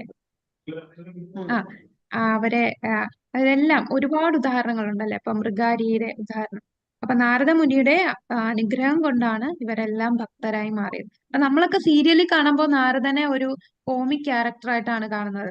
എല്ലായിടത്തും അവിടെ ഇവിടെയും പോയി വഴക്കുണ്ടാക്കുകയും തമാശ പറയാൻ അവരങ്ങനാണ് ചിത്രീകരിക്കുന്നത്. പക്ഷെ എത്ര ഉയർന്ന ഭക്തനാണ് നാരദ മഹർഷി എന്ന് നമുക്ക് മനസ്സിലാക്കാൻ സാധിക്കും. ഭാഗവതം വായിക്കുമ്പോൾ നമുക്ക് മനസ്സിലാക്കാം. ഇതാണ് ധ്രുവന്റെ കാര്യം, പ്രഹ്ലാദന്റെ കാര്യം. ഇതെല്ലാം നാരദ മഹർഷി ആ ഭക്തന്റെ കാരുണ്യം കൊണ്ട് ഭാവഭക്തിയിലെത്തിയവരാണ്. അപ്പൊ പ്രേമത്തിലെത്താൻ എന്താണ്? പ്രേമത്തിലെത്താൻ നമുക്ക് സ്റ്റെപ്പ് ബൈ സ്റ്റെപ്പ് ആയിട്ടായിട്ട് പോകുന്നത് വൈദ്യ സാധന ഭക്തി ചെയ്യുക, പിന്നെ ഭാവത്തിലെത്താം, രാഗാനുഗ സാധന ഭക്തിയിലൂടെ ഭാവത്തിലെത്താം, അങ്ങനെ പ്രേമത്തിലെത്താം. അല്ലെങ്കിൽ ഡയറക്റ്റ് ആയിട്ട് ഈ വൈദ്യ സാധന ഇതൊന്നും ചെയ്യാതെ ഭഗവാന്റെ കാരുണ്യം കിട്ടിയാലും പ്രേമത്തിലെത്താം. അത് വളരെ റെയർ ആയിട്ടുള്ളവർക്ക് മാത്രമേ കിട്ടൂ, ആ ഒരു കൃപ കൊണ്ട് പ്രേമത്തിലെത്തുന്നത്. ഈ ശുദ്ധ പ്രേമം രണ്ടവസ്ഥകളിൽ ഭാവത്തിലേക്ക് മാറ്റിപ്പതിക്കാം. ഹർഷോന്മാദ മൂലം ഭഗവാന്റെ അഹേതുകമായ കാരുണ്യമുണ്ട്. അപ്പൊ ഭാവത്തിലൂടെ പ്രേമത്തിലെത്താം, ഭാവം എത്താതെ തന്നെ ഡയറക്റ്റ് പ്രേമത്തിലെത്താം. അതെങ്ങനെയാണ്? ഭഗവാന്റെ അഹേതുകമായ കാരുണ്യം കൊണ്ടും നമുക്ക് പ്രേമത്തിലെത്താൻ സാധിക്കും. ഈ വഴി മാത്രമല്ല, കാരുണ്യം കൊണ്ട് ഡയറക്റ്റ് പ്രേമത്തിലെത്താനും സാധിക്കും. അപ്പൊ ഗോപിമാരൊക്കെ ഡയറക്റ്റ് അവർക്ക് പ്രേമഭക്തിയാണ്. അവര് സാധനയൊന്നും വൈദ്യസാധന ഇതൊന്നും ചെയ്ത് കിട്ടുന്നതല്ല, ഭഗവാന്റെ അഹേതുകമായ കാരുണ്യം കൊണ്ട് പ്രേമത്തിലെത്തിയതാണ്. വൈഷ്ണവ തത്വചിന്തയിൽ പൂർണ്ണതയ്ക്ക് 3 വഴിയുണ്ട്. അതായത് സാധനാസിദ്ധ എന്ന് പറഞ്ഞാൽ നമ്മൾ ഈ വൈദ്യ സാധന, രാഗാനുഗ സാധന എന്ന് പറഞ്ഞാൽ എന്താണ്? നമ്മൾ നിയമങ്ങളും ചട്ടങ്ങളും ഒക്കെ അനുസരിച്ച് ഭക്തിപരമായി സേവനം അനുഷ്ഠിച്ച് ലഭിക്കുന്ന പൂർണ്ണത. അല്ലെങ്കിൽ നിത്യസിദ്ധ എന്ന് പറഞ്ഞാൽ അവര് ഓൾറെഡി എപ്പോഴും ഭഗവാനെ നിത്യസിദ്ധരാണ്. ഇപ്പൊ ഈ ഗോസ്വാമിമാരൊക്കെ അല്ലെ, നമ്മളുടെ ആചാര്യ പരമ്പരയിൽ വരുന്ന ഭക്തി വിനോദ് ഠാക്കൂർ, ഭക്തി സിദ്ധാന്ത സരസ്വതി ഠാക്കൂർ, അവരൊക്കെ ശരിക്കും നിത്യസിദ്ധരാണ്. അവരൊക്കെ അങ്ങ് ഗോലോകത്തുനിന്ന് വന്ന മഞ്ചരിമാരാണ്. അപ്പൊ ആ മഞ്ചരിമാരൊക്കെ നിത്യസിദ്ധർ. അവര് എപ്പോഴും കൃഷ്ണനെ ഒരിക്കലും മറക്കാത്ത ശാശ്വത പൂർണ്ണതയിലെത്തിയവരാണ്. ഇനി കൃപാസിദ്ധർ എന്ന് പറഞ്ഞാൽ കാരുണ്യം കൊണ്ട് പ്രേമത്തിലെത്തുന്നു. അതായത് ആത്മീയ ഗുരുവിന്റെയോ വൈഷ്ണവന്റെയോ കാരുണ്യം ലഭിച്ച് പൂർണ്ണതയിലെത്തുന്നു. അപ്പൊ കൃഷ്ണരാജ് കവിരാജ് ഗോസ്വാമി ഇവിടെ കൃപാസിദ്ധയെ ഊന്നി പറയുന്നു. കൃപ എന്ന് പറഞ്ഞാൽ കാരുണ്യം കൊണ്ട്. ഉന്നത അധികാരികളുടെ കാരുണ്യത്താൽ പൂർണ്ണത കൈവരിക്കും. ഈ കാരുണ്യം ഒരു ഭക്തന്റെ യോഗ്യതയെ ആശ്രയിക്കുന്നില്ല. അത്തരം ഒരു കാരുണ്യത്താൽ ഒരു ഭക്തൻ ഊമയാണെങ്കിൽ പോലും അവൻ ഭഗവാനെ മഹത്വപ്പെടുത്താൻ സംസാരിക്കാനോ എഴുതാനോ കഴിയും. മുടന്തനാണെങ്കിലും പർവ്വതം കടക്കാൻ കഴിയും. അന്ധനാണെങ്കിലും ആകാശത്തിലെ നക്ഷത്രങ്ങൾ കാണാൻ കഴിയും. അതാണ് ഭഗവത് ഭക്തന്റെ കാരുണ്യം. അതുകൊണ്ട് അത് വളരെ പ്രധാനപ്പെട്ടതാണ്. നമ്മളൊക്കെ ചിന്തിക്കും, ഞാൻ നാമം ജപിക്കുന്നുണ്ട്, നിയമങ്ങളൊക്കെ പാലിക്കുന്നുണ്ട്, ഇങ്ങനെ അങ്ങ് പോകാം. പക്ഷെ അല്ല, നമുക്ക് ആ ഒരു ഗുരുവിന്റെ കാരുണ്യം വേണം. നമ്മളെല്ലാരും ഗുരുവിനെ സ്വീകരിക്കണം. അത് വളരെ പ്രധാനമാണ്. ഗുരുവിന്റെ കൃപ കൊണ്ട് മാത്രമേ നമുക്ക് ഭഗവാനെ സിദ്ധിക്കാൻ സാധിക്കൂ. ഇപ്പൊ തന്നെ നാരദ മഹർഷി, ആ ഭക്തന്റെ കാരുണ്യം, അദ്ദേഹം അവരുടെ എല്ലാം ഗുരുവാണ് അല്ലെ. ഇപ്പൊ മൃഗാരിയുടെയും പ്രഹ്ലാദന്റെ ഒക്കെ ഗുരു. പ്രഹ്ലാദന്റെ നമ്മൾ 7ാമത്തെ സ്കന്ധത്തില് പ്രഹ്ലാദ നരസിംഹദേവന്റെ ഒക്കെ അവതാരം, ആ സമയത്തൊക്കെ പ്രഹ്ലാദന്റെ കുറെ ഉപദേശങ്ങൾ വരുന്നുണ്ട്. അവിടെ പറയും, എന്റെ ഗുരു എന്ന് പറയുന്നത് പ്രഹ്ലാദൻ. ആരെയാണ് ഗുരു എന്ന് പറയുന്നത്? ഷണ്ട അമർക്കേ അല്ല.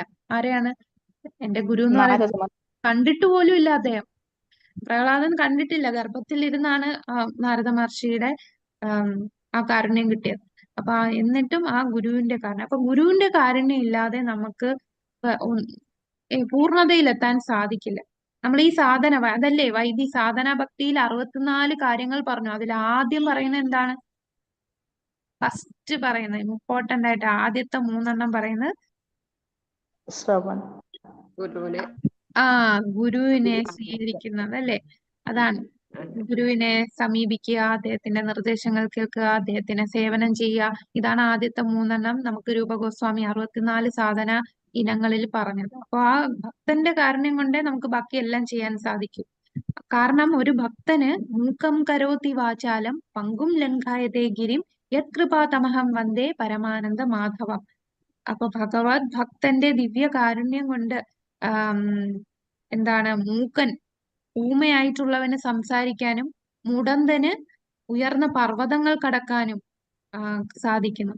യത് കൃപാ തമഹം വന്ദേ പരമാനന്ദ മാധവം. മാധവന്റെ പരമാനന്ദ പ്രകടനത്തിൽ നിന്ന് പ്രവഹിക്കുന്ന കൃപ ഞാൻ സ്മരിക്കുന്നു. ഇനി അടുത്ത അധ്യായത്തിലാണ് നമ്മൾ പറയുന്നത്. അടുത്ത 18ാമത്തെ അധ്യായവും ഭാവഭക്തിയെ കുറിച്ചാണ്. അപ്പൊ 17, 18 ഭാവഭക്തിയെ കുറിച്ചാണ്. അതിന്റെ ബാക്കി ഭാഗങ്ങളാണ്. അപ്പോ ഇനി നമ്മൾ കാണാൻ പോകുന്നത് ഇവിടെ രൂപഗോസ്വാമി. ഹരേ കൃഷ്ണ. മാതാജി, പറഞ്ഞോളൂ. മഞ്ചേരി, അതിനെ കുറിച്ച് ഒന്ന് പറഞ്ഞു തരാമോ? ഏതാ? മഞ്ചേരി എന്ന് മഞ്ചേരി എന്ന് പറഞ്ഞ. ഓക്കെ പറഞ്ഞുതരാം. അതായത് നമ്മള് രാധാകൃഷ്ണന്മാര് രാധാറാണിയെ സേവിക്കാൻ മായാപ്പൂരിലുള്ള ആ വിഗ്രഹം കണ്ടിട്ടില്ലേ? പ്രഭു കണ്ടിട്ടുണ്ടോ? ഇല്ല. അത് ഓക്കെ, യൂട്യൂബിൽ നോക്കിയാൽ മതി കേട്ടോ. ആ മായാപൂരിലുള്ള ആ ദർശനം, ആം, ആ മംഗളാരതി, ഇതൊക്കെ നോക്കിയാൽ മതി. അവിടെ രാധാകൃഷ്ണന്മാരും ആ, ആ, അപ്പുറത്തും ഇപ്പുറത്തും അഷ്ടസഖികള് മൊത്തത്തിൽ കാണും. അപ്പൊ 8 സഖികളുണ്ട്. ഇപ്പൊ രാധാകൃഷ്ണന്മാരെ സേവിക്കാനുള്ള ഇപ്പം ലളിത, വിശാഖ, തുംഗവിദ്യ, ആം, അങ്ങനെ 8 സഖികളുണ്ട്. ഈ സഖികളിലെല്ലാം രാധാകൃഷ്ണന്മാരെ സേവിക്കുകയാണ്. ഇവരെ അസിസ്റ്റ് ചെയ്യാനായിട്ടുള്ള, അതായത് ഇപ്പം ഈ അഷ്ടസഖികളെ അസിസ്റ്റ് ചെയ്യുന്ന ആ, ഏ, ഗോപിമാരാണ് മഞ്ജരി എന്ന് പറയുന്നത്. അപ്പൊ മഞ്ജരി എന്ന് പറഞ്ഞാൽ കുറച്ചുകൂടെ കൊച്ചു കുട്ടികളായിരിക്കും. ഇവരെക്കാളും പ്രായം കുറഞ്ഞ ആ, ഗോപിമാരാണ് മഞ്ജരികൾ. അപ്പൊ മഞ്ജരികളുടെ ഇതുപോലെ ആ ആ മഞ്ജരികളുടെ ഡ്യൂട്ടി എന്ന് പറഞ്ഞാൽ ഈ ഗോപിമാരെ സേവിക്കുക. ഗോപിമാരുടെ ഡ്യൂട്ടി എന്ന് പറഞ്ഞാൽ ഭഗ കൃഷ്ണനെ രാധയെ സേവിക്കുക. അപ്പൊ ഇങ്ങനെ ദാസാനുദാസ, അപ്പൊ എല്ലാരും ഡയറക്റ്റ് രാധാകൃഷ്ണന്മാരെ സേവിക്കാനല്ല നമ്മൾ ആഗ്രഹിക്കുന്നത്. നമ്മൾ നമ്മളുടെ ഗുരു, അപ്പൊ നമ്മളുടെ ഗുരു എന്ന് പറഞ്ഞാൽ ശരിക്കും അവിടെ ആ ഗോപിമാരുടെ സേവകരായിട്ടുള്ള മഞ്ജരികളാണ്. ആ മഞ്ജരികളാണ് നമുക്ക് ഈ ചൈതന്യ മഹാപ്രഭു വന്നപ്പോൾ അവര് ഓരോ നമ്മളെ പോലുള്ള ഓരോ ശരീരം എടുത്ത് ഇവിടെ വന്ന് സാധനയൊക്കെ ചെയ്ത് നമുക്ക് പഠിപ്പിച്ചു തരാൻ വേണ്ടിയാണ്. ഇതുപോലെ രൂപഗോസ്വാമിയൊക്കെ ഈ ബുക്ക് എഴുതിയില്ല തന്നെ നമുക്ക് ഈ കാര്യങ്ങളൊന്നും അറിയില്ല. രൂപഗോസ്വാമി എന്ന് പറയുന്നത് രൂപമഞ്ജരിയാണ്. അങ്ങ് ഗോലോക വൃന്ദാവനത്തില് രാധാകൃഷ്ണന്മാരെ സേവിക്കുന്ന അഷ്ടസഖികളായിട്ടുള്ള ഗോപിമാരെ സേവിക്കുന്ന അവരുടെ സേവകരാണ് മഞ്ജരി എന്ന് പറയുന്നത്. ക്ലിയർ ആണോ? ക്ലിയർ ആയി.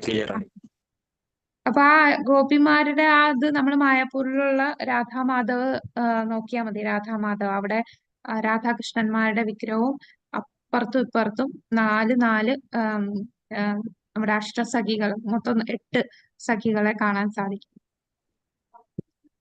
അവരുടെ സേവകരാണ് മഞ്ജരിമാർ. ഓക്കെ.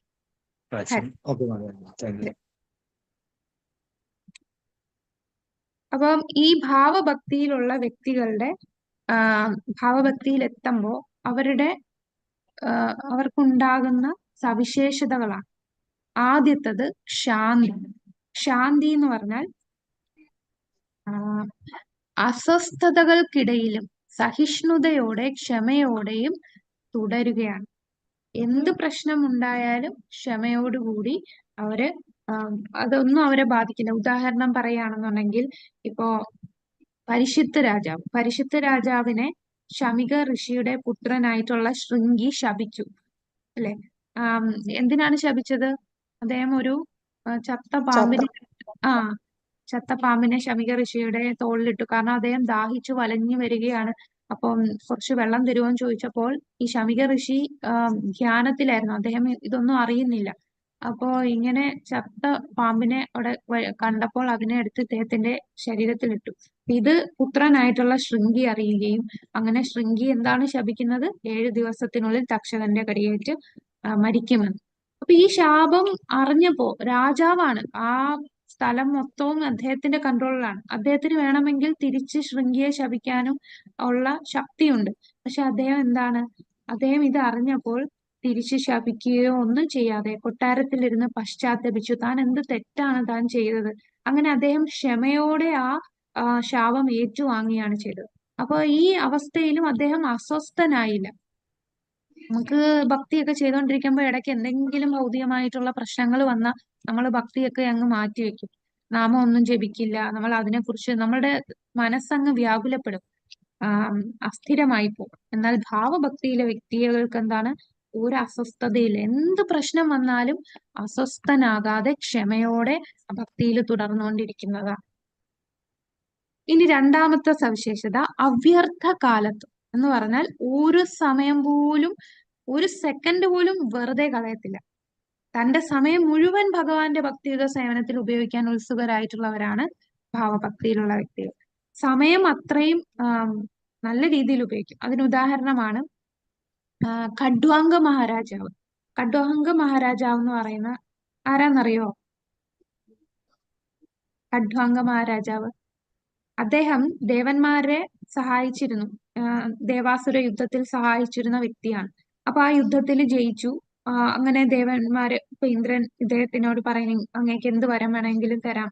അപ്പൊ ഇദ്ദേഹം പക്ഷെ ഒരുപാട് സംവത്സരങ്ങൾ കഴിഞ്ഞു ഈ യുദ്ധം കഴിഞ്ഞപ്പോൾ. അപ്പൊ തിരിച്ചു ഭൂമിയിൽ ചെല്ലുമ്പോൾ അവിടെ തലമുറകളൊക്കെ മാഞ്ഞു പോയി, അദ്ദേഹത്തിന്റെ വീട്ടുകാരെല്ലാരും പോയി. അപ്പൊ ഇനി ആരും ഇല്ല അവിടെ. അപ്പൊ അദ്ദേഹം ചോദിച്ചത് ഇത്രയേ ഉള്ളൂ, എനിക്കിനി എത്ര സമയമുണ്ട് ബാക്കി, ഇനി എത്ര നാളൂടെ കാണും എന്ന് ചോദിച്ചു. അപ്പം ഒരു ക്ഷണം മാത്രമേ ഉള്ളൂ എന്ന് പറഞ്ഞു. അദ്ദേഹം വേറെ ഒന്നും ചിന്തിച്ചില്ല, തിരിച്ച് ഭൂമിയിൽ പോയി. ആ ഒരു ക്ഷണം അദ്ദേഹം ഭഗവത് സേവനത്തിന് വേണ്ടി ഭഗവാനിൽ തന്നെ ധ്യാനിച്ചുകൊണ്ടിരുന്നു. അപ്പൊ ഒരു സമയം മുഴുവൻ, ഒരു മിനിറ്റ്, ഒരു സെക്കൻഡ് പോലും കളയാതെ ഭഗവത് സേവനത്തിൽ മുഴുകിയിരിക്കുന്നവരാണ് ഭാവഭക്തി. മൂന്നാമത്തെ അവരുടെ സ്വഭാവം, ഭാവഭക്തിയിലെത്തിയാൽ ഉള്ള ഒരാളുടെ സവിശേഷതയാണ് അനാസക്തി അല്ലെങ്കിൽ വിരക്തി. വിരക്തി എന്ന് പറഞ്ഞാൽ ഭൗതികമായിട്ടുള്ള ആകർഷണത്തിൽ സദാ അനാസക്തനായിരിക്കും. അതൊന്നും അദ്ദേഹത്തെ ബാധിക്കില്ല. ഇതിന് ഉദാഹരണം പറയുന്ന ഭരത മഹാരാജാവാണ്. അദ്ദേഹം ഭരത മഹാരാജാവ് രാജ്യമെല്ലാം ഭരിച്ചു, ഇത്രയും കൊട്ടാരവും ഭാര്യയും മക്കളും എല്ലാം ഉണ്ട്. അദ്ദേഹത്തിന് പിന്നീട് എന്താണ്, വനവാസത്തിന് പോകാനായിട്ട് തീരുമാനിച്ചു.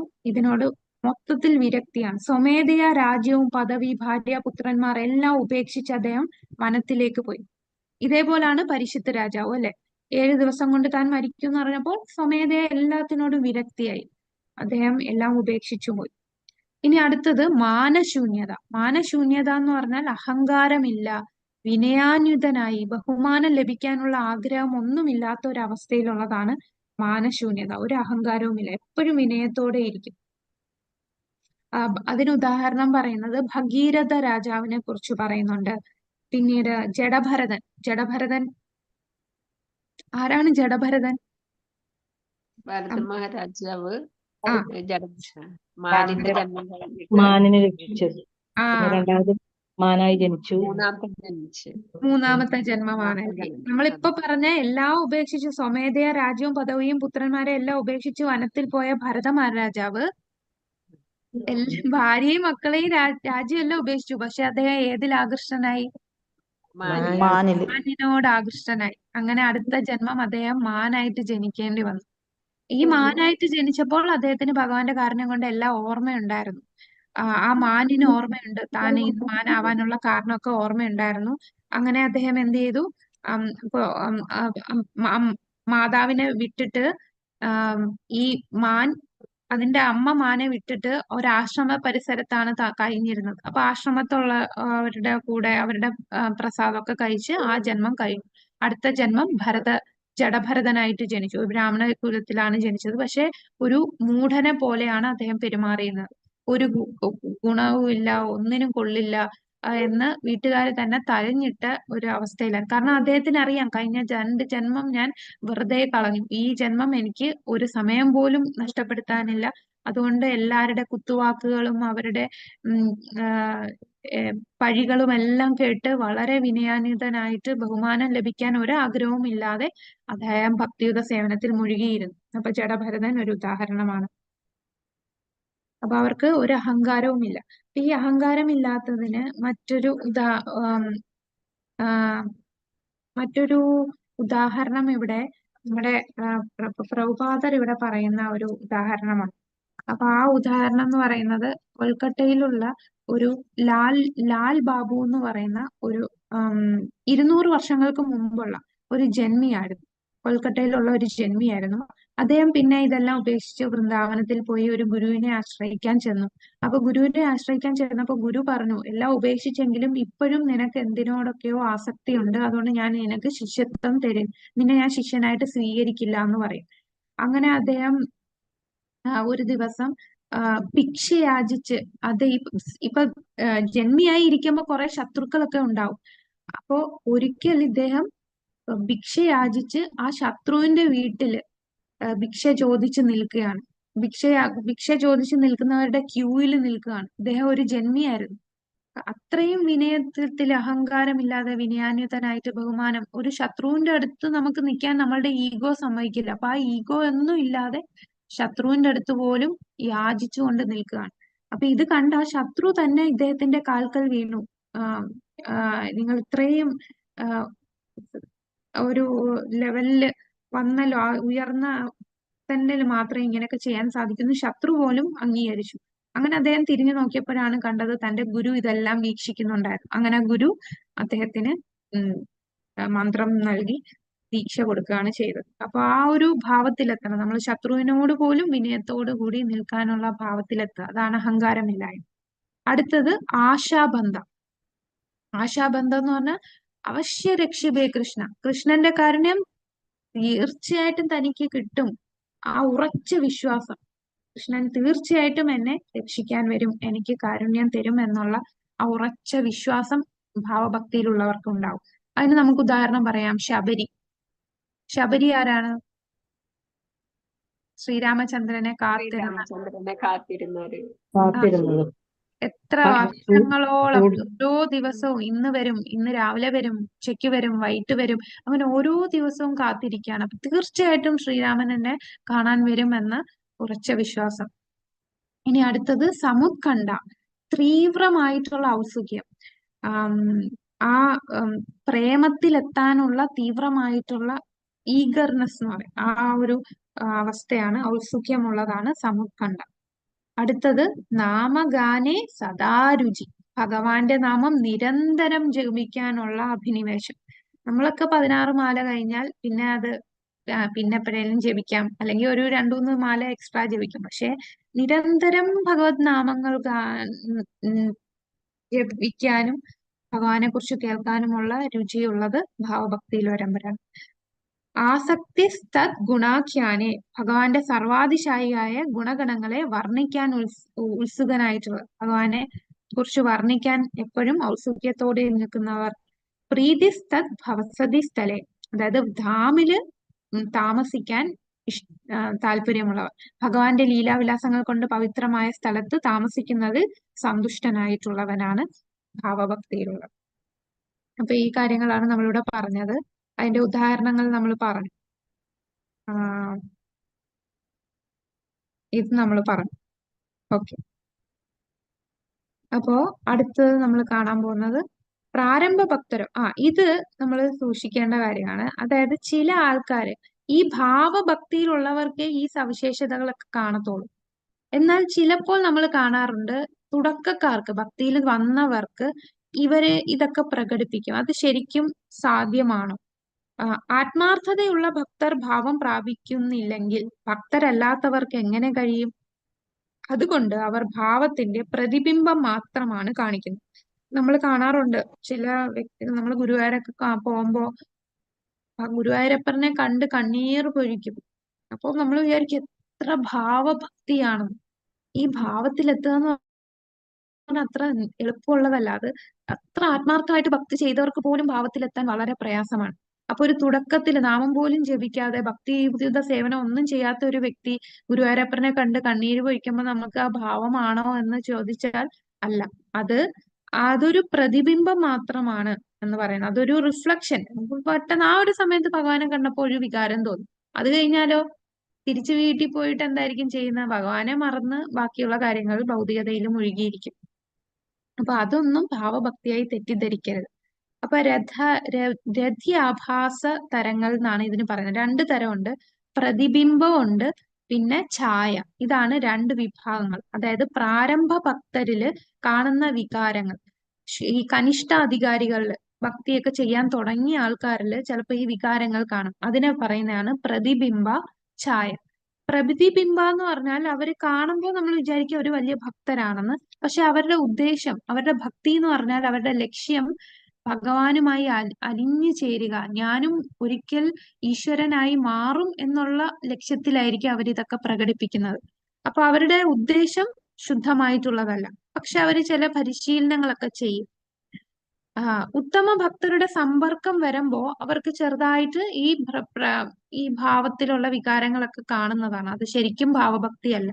ഇനി ഛായ എന്ന് പറഞ്ഞാല് ഇവരുടെ ഉദ്ദേശം നല്ലതാണ്. അതായത് എനിക്കും നല്ലൊരു ഭക്തനാകണം, ഒരു പരമദിവ്യോത്തമ പുരുഷനാണ്, അദ്ദേഹത്തിന്റെ ദാസനാണെന്നൊക്കെ മനസ്സിലാക്കിയിട്ടുണ്ട്. പക്ഷെ അവർക്കും ചിലപ്പോ ചില ആൾക്കാർ ധാമിലൊക്കെ പോകുമ്പോ വൃന്ദാവനത്തിലും മായപ്പൂരിലൊക്കെ പോകുമ്പോ അവിടെ ചെല്ലുമ്പോ അവരുടെ ഉള്ളിൽ ഭയങ്കര വികാരം വന്ന് ഒരുപാട് നൃത്തം വെക്കുകയും എപ്പോഴും ഭഗവാനെ കുറിച്ച് നാമം ജപിക്കുകയും ഭഗവാനെ കണ്ട് അങ്ങ് കരഞ്ഞ് പ്രാർത്ഥിക്കുകയൊക്കെ ചെയ്യുമ്പോ വിചാരിക്കും അതൊരു ഭാവമാണ്. അത് ശരിക്കും ആ ഒരു ചെറുതായിട്ട് അതിന്റെ ഒരു റിഫ്ലക്ഷൻ അവരിൽ വന്നു എന്നേ ഉള്ളൂ. സാമൂഹ്യ മര്യാദകൾ അല്ലെങ്കിൽ ജിജ്ഞാസയിൽ നിന്ന് വ്യക്തി നടപ്പിലാക്കുന്നു. ലക്ഷ്യവുമായി താരതമ്യം ചെയ്യുമ്പോൾ തീവ്രത കുറവാണ്. പക്ഷെ അവർക്ക് ഉദ്ദേശം നല്ലതാണ്. പക്ഷെ ഈ ഭാവഭക്തിയുടെ അത്രയും തീവ്രമൊന്നും ഇവരിൽ പ്രകടമാകില്ല. അപ്പൊ ഇത് എപ്പോഴാണ് കാണുന്നത്? ചിലപ്പോ കീർത്തനങ്ങളിലൊക്കെ അങ്ങ് അലിഞ്ഞിരുന്ന് കീർത്തനം ചെയ്യും. ധാമുകൾ സന്ദർശിക്കുമ്പോൾ അവർ അതിലങ്ങ് മുഴുകി ധാമിൽ ഒരുപാട് ആനന്ദം അവർ അനുഭവിക്കും. ഉത്സവത്തിൽ പങ്കെടുക്കുമ്പോൾ ഇടയ്ക്കിടെ ഭക്തരുടെ ഒരു സംഘം ചേരുമ്പോൾ അവരുടെ ഈ ഭാവം വരും. അപ്പൊ ഇതൊക്കെ ഇടയ്ക്കിടയ്ക്ക് ചെറുതായിട്ട് അവരുടെ ഉള്ളിൽ വരുന്ന വികാരങ്ങളാണ്. അതിനെ ഭാവഭക്തിയായിട്ട് നമ്മള് തെറ്റിദ്ധരിക്കല്. അതൊക്കെ ഈ ഭക്തസംഘം കൊണ്ടും ഭഗവാന്റെ ധാമിന്റെ ശക്തി കൊണ്ടും ആ കീർത്തനത്തിന്റെ ശക്തിയൊക്കെ കൊണ്ട് ചെറുതായിട്ട് ആ ഭാവമൊക്കെ വളർന്നു വരുന്നതാണ്. അത് യഥാർത്ഥ ഭാവമല്ല എന്ന് നമ്മൾ മനസ്സിലാക്കണം. അപ്പൊ ആ ഒരു ഭക്തന്റെ ശക്തി കൊണ്ടാണ് ഈ രണ്ട് വികാരങ്ങൾ നമുക്ക് വരുന്നത്. ആ ഒരു റിഫ്ലക്ഷൻ, ഭാവഭക്തിയുടെ റിഫ്ലക്ഷൻ നമ്മളിൽ ഉണ്ടാകുന്നത്. അപ്പൊ എങ്ങനെ നമുക്ക് ഈ രതിയാഭാസം, ഛായ ഇതൊക്കെ ശരിക്കുമുള്ള ഭാവമാക്കി മാറ്റാം? ഇതിപ്പോ റിഫ്ലക്ഷൻ മാത്രമേ ഉള്ളൂ, ശരിക്കുമുള്ള ഭാവമല്ല. ചില സമയങ്ങളിൽ നമുക്ക് ഈ വികാരങ്ങളൊക്കെ വരുന്നേ ഉള്ളൂ. അതിനെ യഥാർത്ഥ ഭാവമാക്കി എങ്ങനെ മാറ്റാം? ഗുരുവിനെ സേവിക്കുക. ഗുരുവിന്റെ കാരുണ്യം കൊണ്ട് നമുക്ക് ലഭിക്കും. യഥാർത്ഥമോ സങ്കല്പമോ ആയ ആസക്തിയെല്ലാം അപ്രത്യക്ഷമാവുകയും ക്ഷയിക്കുകയും ചെയ്യും. ഭഗവാനുമായി ഐക്യം പ്രാപിച്ചിരിക്കുന്നു എന്ന ഭാവമാണ് ഏറ്റവും വലിയ നിന്ദ. നമ്മൾ ഗുരുവിനെ നിന്ദിക്കാതിരിക്കുക, വൈഷ്ണവനെ നിന്ദിക്കാതിരിക്കുക, ഭഗവാനെ നിന്ദിക്കാതിരിക്കുക. അപ്പൊ നിന്ദയുണ്ടെങ്കിൽ നമുക്ക് ഭാവത്തിലെത്താൻ സാധിക്കുകയില്ല. അത് നമ്മളുടെ ഭാവത്തിലെത്താൻ അത് തടയുന്നു. അപ്രതീക്ഷിതമായ ലക്ഷണങ്ങൾ യഥാർത്ഥമാണ്. നിയാമക തത്വങ്ങൾ ഒന്നിനും വിധേയമാകാതെ, അനുഷ്ഠാനങ്ങൾ ഒന്നും കൂടാതെ ഏറ്റവും ശ്രേഷ്ഠമായ ഭക്തി വികസിപ്പിച്ചു കഴിഞ്ഞിട്ടുള്ളവർ, ഈ നിലയിലുള്ള ഭക്തി സേവനം പൂർവ്വജന്മത്തിൽ. ഇപ്പൊ ചിലര് നോക്കുമ്പോ പെട്ടെന്നായിരിക്കും അവര് ഭക്തിയിൽ വരിക. ചില ആൾക്കാർ കാണും കുറെ നാള് ഭക്തിയൊന്നും ചെയ്യാതെ നിന്നു, പക്ഷെ അവര് ഭക്തിയിൽ വന്നു കഴിഞ്ഞാൽ ഫാസ്റ്റ് ആയിട്ട് അവര് കയറിപ്പോകും. ഓരോ ലെവല് പെട്ടെന്ന് കയറി അവര് നിഷ്ഠാരുചിയിലൊക്കെ കയറി വരും. അപ്പൊ അതെങ്ങനെയാണ് ഇവര് ഞാൻ ഭക്തിയുത സേവനം തുടങ്ങി 10 വർഷത്തിന് ശേഷമാണ് ഇവർ ഇതിലേക്ക് വന്നത്. പക്ഷെ ഇതില് വന്നിട്ട് അവര് പെട്ടെന്ന് കയറിപ്പോയി. അതെന്തായിരിക്കും അങ്ങനെ സംഭവിക്കുന്നത്? നമ്മളെ സമൂഹത്തിലും നമ്മുടെ ഭക്തരുടെ ഒരു കൂട്ടായ്മയിലും കാണാറുണ്ട്. ചിലരൊക്കെ ഭക്തിയിൽ വന്ന് തുടക്കത്തിൽ തന്നെ നല്ല രീതിയിൽ ഓരോ ദിവസം ഇമ്പ്രൂവ് ചെയ്യും. ഒറ്റയടിക്ക് അവർ 16 മാലയൊക്കെ ചൊല്ലും. ചിലരൊക്കെ വർഷങ്ങൾ എടുക്കും 16 മാലയിലെത്താനായിട്ട്. ആദ്യം 1 മാല, 2 മാല, 5 മാല. ചിലര് അത് കേട്ട് ഒരാഴ്ചക്കുള്ളിലൊക്കെ 16 മാല എത്തുകയും അവര് മംഗളാരതി തൊഴുകയും അങ്ങനെ സാധനയിൽ പെട്ടെന്ന് കയറിപ്പോകും. അതെന്തുകൊണ്ടായിരിക്കും? ഗുരുവിന്റെ ഗുരു കൃപ ഉണ്ടായതുകൊണ്ട്. അവര് ശരിക്കും കഴിഞ്ഞ ജന്മം അവര് ചെയ്തിട്ടുണ്ട്. അതുകൊണ്ടാണ് പെട്ടെന്ന് അതാണ്. അപ്പൊ ഇത് പൂർവ്വ ജന്മത്തിൽ അവര് കുറെ ചെയ്ത് ഒരു തലത്തിൽ നിന്നതാണ്. പിന്നെ ഈ ജന്മത്തിൽ അതിന്റെ കണ്ടിന്യൂഷൻ ആണല്ലേ. നമ്മൾ പറഞ്ഞിട്ടില്ലേ, നമ്മള് 1% ചെയ്താൽ 10% ചെയ്താൽ ആ 10% നഷ്ടമാകില്ല. അടുത്ത ജന്മം അതിന്റെ ബാക്കി ചെയ്യും. ആ 10% നമ്മൾ പെട്ടെന്നായിരിക്കും ആ 10% നമ്മൾ പെട്ടെന്ന് കയറിപ്പോവും. അപ്പൊ കഴിഞ്ഞ ജന്മത്തിൽ ഒരു 70% ചെയ്തിട്ടുള്ള ആളാണെങ്കിൽ ആ വ്യക്തി ചിലപ്പോ കഴിഞ്ഞ ജന്മം ഭാവഭക്തിയിലെത്തിയ വ്യക്തിയാണ്, പ്രേമത്തിലെത്തിയില്ല. അതിനു മുമ്പ് ആ ജന്മത്തിൽ കംപ്ലീറ്റ് ചെയ്യാൻ പറ്റാത്തത് കൊണ്ട് ഈ ജന്മം വന്നു കഴിഞ്ഞാൽ ആ വ്യക്തി പെട്ടെന്നായിരിക്കും ഭാവഭക്തിയിലെത്തുന്നത്. ഇതുപോലെ സാധനയൊന്നും കഷ്ടപ്പെട്ട് 16 മാലയ്ക്കൊന്നും കഷ്ടപ്പെടേണ്ടി വരുന്നില്ല. അവര് പെട്ടെന്ന് കയറിപ്പോവും. അത് പൂർവ്വജന്മത്തിൽ അവര് ചെയ്തത് എന്തുകൊണ്ടാണ്? ഇപ്പൊ പൂർവ്വജന്മത്തിൽ ചെയ്ത് അവർക്ക് കംപ്ലീറ്റ് ചെയ്യാൻ പറ്റാത്തതിന് കാരണം എവിടെയോ അവർ അപരാധം ചെയ്തിട്ടുണ്ട്. അപ്പൊ ഈ ഭാവഭക്തി എന്ന് പറഞ്ഞാൽ നമ്മള് ഭാവത്തിലെത്തി, ഇനി എനിക്ക് ഒന്നും പേടിക്കാനില്ല, എനിക്ക് എല്ലാം കംപ്ലീറ്റ് ആയിട്ട് കിട്ടുമെന്ന് ചിന്തിക്കല്ലേ. അപരാധം ഉണ്ടെങ്കിൽ നമ്മൾ ഭാവത്തിൽ സ്റ്റക്കായി പോകും.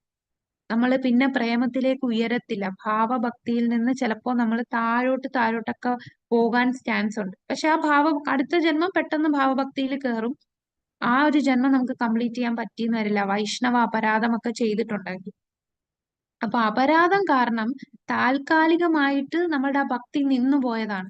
അതുകൊണ്ടാണ് അവർക്ക് അടുത്ത ജന്മം വന്നപ്പോ ഭക്തരുടെ സമ്പർക്കം കൊണ്ട് പെട്ടെന്ന് ഭക്തിയില് പുരോഗമിക്കാൻ സാധിക്കുന്നത്. ഇപ്പൊ പൂർവ്വജന്മം നമ്മൾ എത്ര അപ്പൊ അതാണ് നമ്മൾ പറയുന്നത്, നമ്മൾ ഈ ഭക്തിയിൽ ചെയ്യുന്ന ഒന്നും വേസ്റ്റ് അല്ല. നമ്മൾ ചെയ്യുന്ന ഈ ഓരോ ഭക്തിയുത സേവനം അതൊക്കെ നമ്മുടെ കൂടെ പെർമനന്റ് ആയിട്ട് എത്ര ജന്മം എടുത്താലും നമ്മുടെ കൂടെ വരും.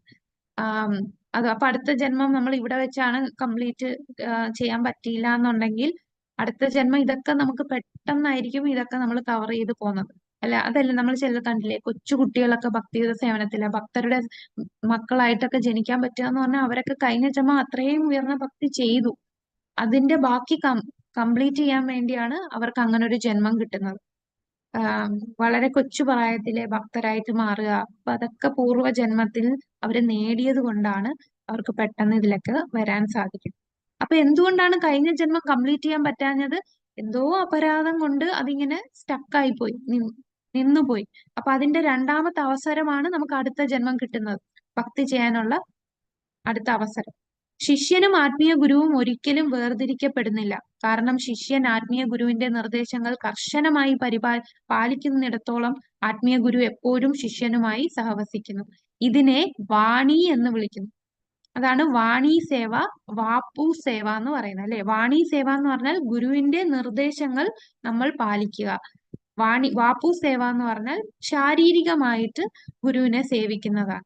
ആത്മീയ ഗുരു ശാരീരികമായി സന്നിഹിതനായിരിക്കുന്നിടത്തോളം ശിഷ്യൻ ആത്മീയ ഗുരുവിനെ ഭൗതിക ശരീരത്തെ സേവിക്കണം. ആത്മീയ ഗുരു ഭൗതികമായി ഇല്ലെങ്കിൽ ശിഷ്യൻ ആത്മീയ ഗുരുവിന്റെ നിർദ്ദേശങ്ങൾ പാലിക്കണം. അപ്പൊ നിർദ്ദേശങ്ങൾ പാലിക്കുന്നത് വാണി, ശാരീരികമായി സേവിക്കുന്നത് വാപ്പു. അപ്പൊ വാപ്പു സേവ എല്ലാവർക്കും സാധിക്കില്ല. ആത്മീയ ഗുരുവിന്റെ കൂടെ നിന്ന് ശാരീരികമായി സേവനം ചെയ്യാനായിട്ട് സാധിക്കില്ല. അതുകൊണ്ട് ഏറ്റവും ഉയർന്ന സേവ എന്ന് പറയുന്നത് വാണി സേവ തന്നെയാണ്. ശ്രീല പ്രഭുപാദർ തന്റെ ഗുരുവിനെ വളരെ കുറച്ച് സമയങ്ങളിലേ കണ്ടിട്ടുള്ളൂ. പക്ഷെ അദ്ദേഹത്തിന്റെ ജീവിതം മുഴുവനും അദ്ദേഹം ആ ഗുരുവിന്റെ നിർദ്ദേശമാണ് പാലിച്ചുകൊണ്ടിരുന്നത്. അപ്പൊ ഈ ഭാവഭക്തി സ്ഥാനത്തുള്ള വ്യക്തികൾ തെറ്റ് ചെയ്താൽ നമ്മൾ എന്താണ്, അവരെ നിന്ദിക്കാൻ പാടില്ല. ഇവര് ചെയ്യുന്ന തെറ്റ് ഗുരുതരമല്ല. കാരണം അവർക്ക് പെട്ടെന്ന് കയറാൻ പറ്റും. അവരുടെ സാധന, അവരുടെ ഭക്തി അത്രയും ശക്തമാണ്. അവരുടെ ചെയ്യുന്ന തെറ്റുകൾ നമ്മൾ കണ്ടാൽ, നമുക്കത് തെറ്റായിട്ട് തോന്നിയാൽ അത് അവഗണിക്കുക. കാരണം അവരുടെ ഭക്തിയുടെ ശക്തി കൊണ്ട് വേഗം അവർക്ക് പരിപൂർണതയിൽ ആ തെറ്റുകളൊക്കെ ഇല്ലാതാക്കാൻ സാധിക്കും. ഇത് നരസിംഹ പുരാണത്തിൽ പറയുന്നതാണ്. പൂർണ്ണചന്ദ്രനിൽ വസൂരി കുത്തുകൾ പോലുള്ള പാടുകൾ ഒരിക്കലും ചന്ദ്രപ്രകാശത്തെ തടയുന്നില്ല. അപ്പൊ ഭാവഭക്തിയിലുള്ള വ്യക്തികൾ എന്തെങ്കിലും തെറ്റ് ചെയ്തിട്ടുണ്ടെങ്കിൽ അത് ആ ഭക്തന്റെ ഭക്തിയെ തടയുന്നില്ല. അദ്ദേഹത്തിന്റെ ഭക്തി ശക്തി കൊണ്ട് പെട്ടെന്ന് തന്നെ പരിപൂർണമാകാം. ഇത് നമ്മൾ ഭഗവത്ഗീതയിൽ ഒരു ശ്ലോകത്തിൽ പറയുന്നുണ്ട്. ഏതാന്ന് പറയാമോ?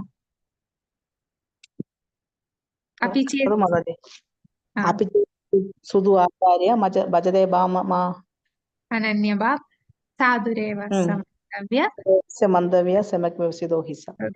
അതാ, ഒരാൾ അത്യന്തം ഹീനമായൊരു ദുഷ്കർമ്മം ചെയ്താൽ പോലും ഭക്തിപൂർവം ഭക്തിയുത സേവനത്തിൽ ഏർപ്പെടുന്ന പക്ഷം അയാളെ സാധു എന്ന് തന്നെ കരുതണം. കാരണം തന്റെ ദൃഢവിശ്വാസത്തിൽ അദ്ദേഹം ശരിയായി വർത്തിക്കുന്നു.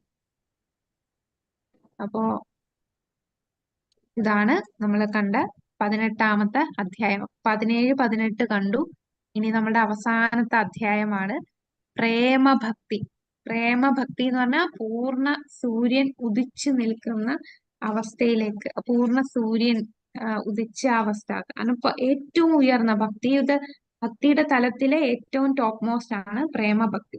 അപ്പൊ ഭഗവാനുമായി ബന്ധപ്പെടുത്തി മാത്രമേ പ്രേമം എന്ന വാക്ക് നമുക്ക് ഉപയോഗിക്കൂ. പ്രേമം എന്ന് പറഞ്ഞാൽ അത് ആത്മീയ ലോകത്തെ ഉള്ളല്ലേ.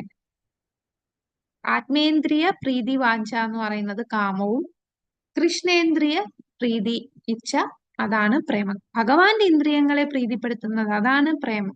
നമ്മുടെ ഈ ഭൗതിക ലോകത്ത് എന്താണ്? കാമം മാത്രമേ ഉള്ളൂ. ചൈതന്യ ചരിതാമൃതത്തിൽ പറയുന്നു, ഭാവം ഹൃദയത്തെ പൂർണ്ണമായി മയപ്പെടുത്തുകയും ഭഗവാനുള്ള ബന്ധത്തിൽ വലിയ ഉടമസ്ഥാവകാശം നിൽക്കുകയും അത്യന്തം ഘനീഭവിക്കുകയും തീവ്രമാവുകയും ചെയ്യുന്ന അതിനെ പ്രേമം എന്ന് വിളിക്കുന്നു. അത് നല്ല കട്ടിയായിട്ടുള്ളതാണ് പ്രേമം. അതിനകത്ത് ഒരു സൂചിമുന പോലും അതിനകത്ത് ഉള്ളിലോട്ട് കടത്താൻ പറ്റില്ല. അത്രയും കട്ടിയായിട്ടിരിക്കുന്ന ഘനീഭവിച്ച ഭാവമാണ് പ്രേമം. ആ പ്രേമത്തിലെത്തിയ വ്യക്തിക്ക് പിന്നെ അവരുടെ നിയന്ത്രണത്തിലാവും ഭഗവാൻ. ഈ യശോദാമ്മയുടെ നിയന്ത്രണത്തിലാണ് ഭഗവാൻ. അപ്പൊ ആ പ്രേമഭക്തി അതാണ്. ഭഗവാൻ തന്നെ അവരുടെ അടിമയായി മാറും. അതുകൊണ്ടാണ് പ്രേമഭക്തി എല്ലാവർക്കും ഭഗവാൻ കൊടുക്കാത്തത്. ആ ഒരു അവസ്ഥയാണ് പ്രേമം. പ്രാഥമിക സവിശേഷത തീവ്രമായ പൂർണ്ണമായും പക്വമായ ഭാവം പക്വമാവുമ്പോഴാണ് പ്രേമമാവുന്നത്. അപ്പൊ നമ്മളിപ്പം പാല് കാച്ചി അവസാനം ഇത് കുറുകി ഇത് കട്ടിയാവും. ആ അവസ്ഥയാണ് പ്രേമം എന്ന് പറയുന്നത്. അപ്പൊ ഭാവം എന്ന് പറഞ്ഞാൽ വെള്ളം പോലെ ഇരിക്കും, പക്ഷെ പ്രേമം എന്ന് പറഞ്ഞാൽ അത് കട്ടിയാകുന്ന അവസ്ഥയാണ്. അതാണ് ഘനീഭവിച്ച തീവ്രമായിട്ടുള്ള അവസ്ഥ.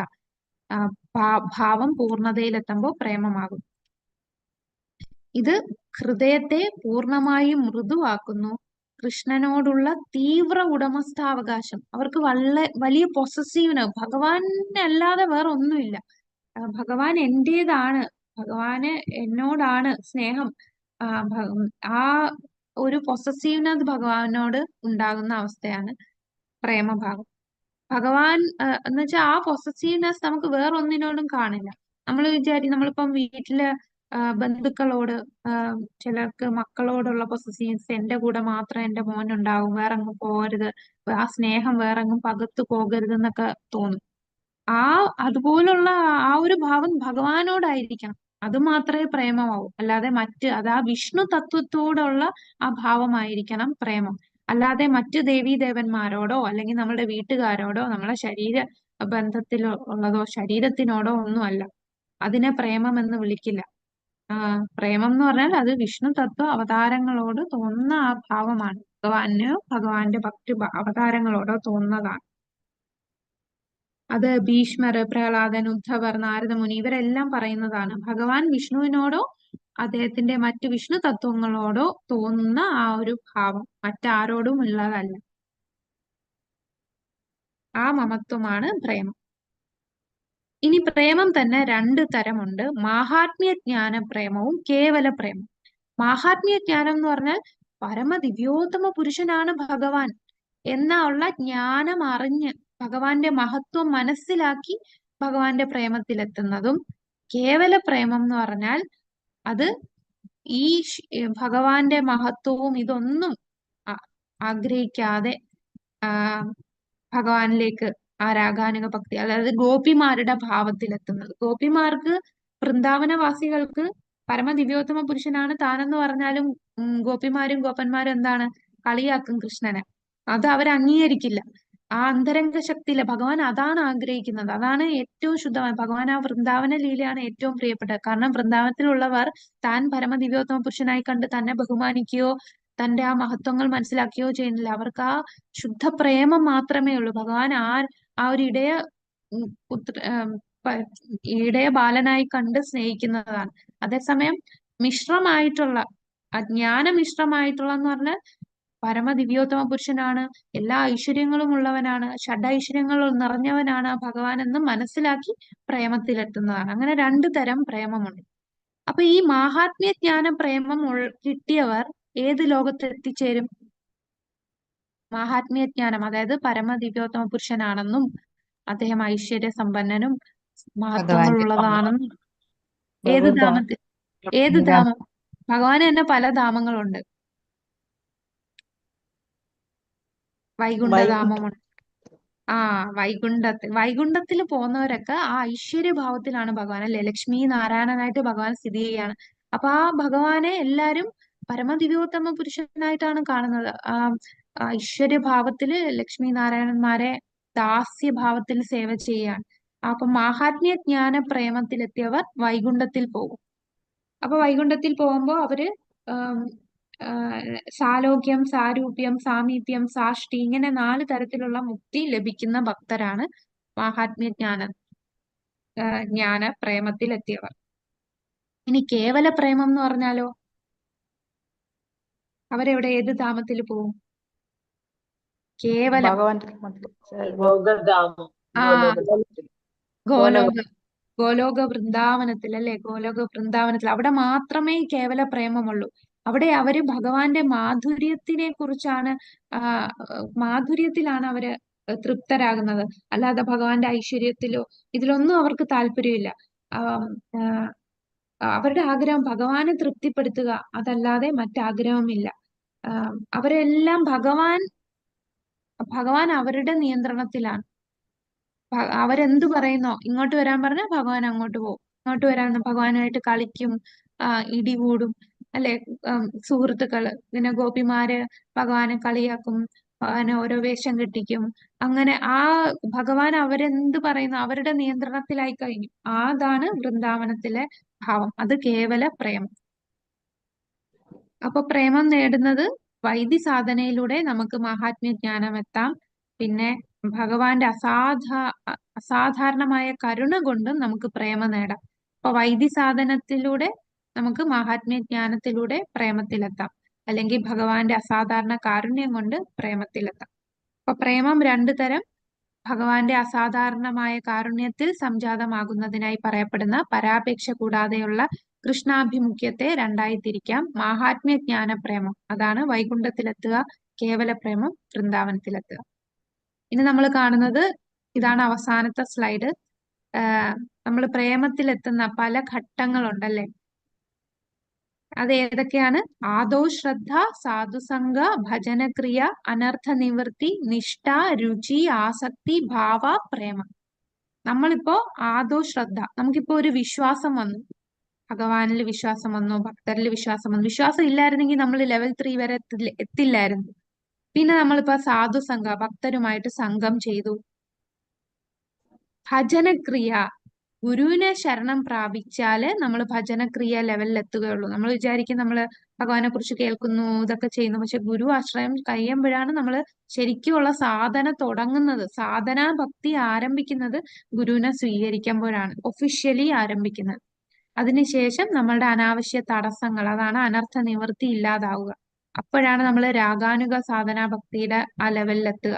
പിന്നെ നമ്മൾ നിഷ്ഠയിലെത്തും, സ്ഥിരവും ശ്രദ്ധയുള്ളതാകും, നമുക്ക് രുചി ഉണ്ടാകും, ശക്തവും യഥാർത്ഥവുമായ രുചി, പിന്നെ ആസക്തി, കൃഷ്ണനെ പ്രീതിപ്പെടുത്താനുള്ള തീവ്ര ആഗ്രഹം ഉണ്ടാകും. അതിനുശേഷം നമ്മളുടെ പ്രേമത്തിന്റെ വിത്ത് മുളച്ചു തുടങ്ങും. അതാണ് ഭാവഭക്തി. ഏറ്റവും അവസാനം പ്രേമഭക്തി. അപ്പൊ പ്രേമഭക്തിയിലുള്ള വ്യക്തി എങ്ങനെയായിരിക്കും? ചിലപ്പോ സന്തോഷവാനായിരിക്കും, അസന്തുഷ്ടനായിട്ടും പ്രത്യക്ഷപ്പെടുന്നു.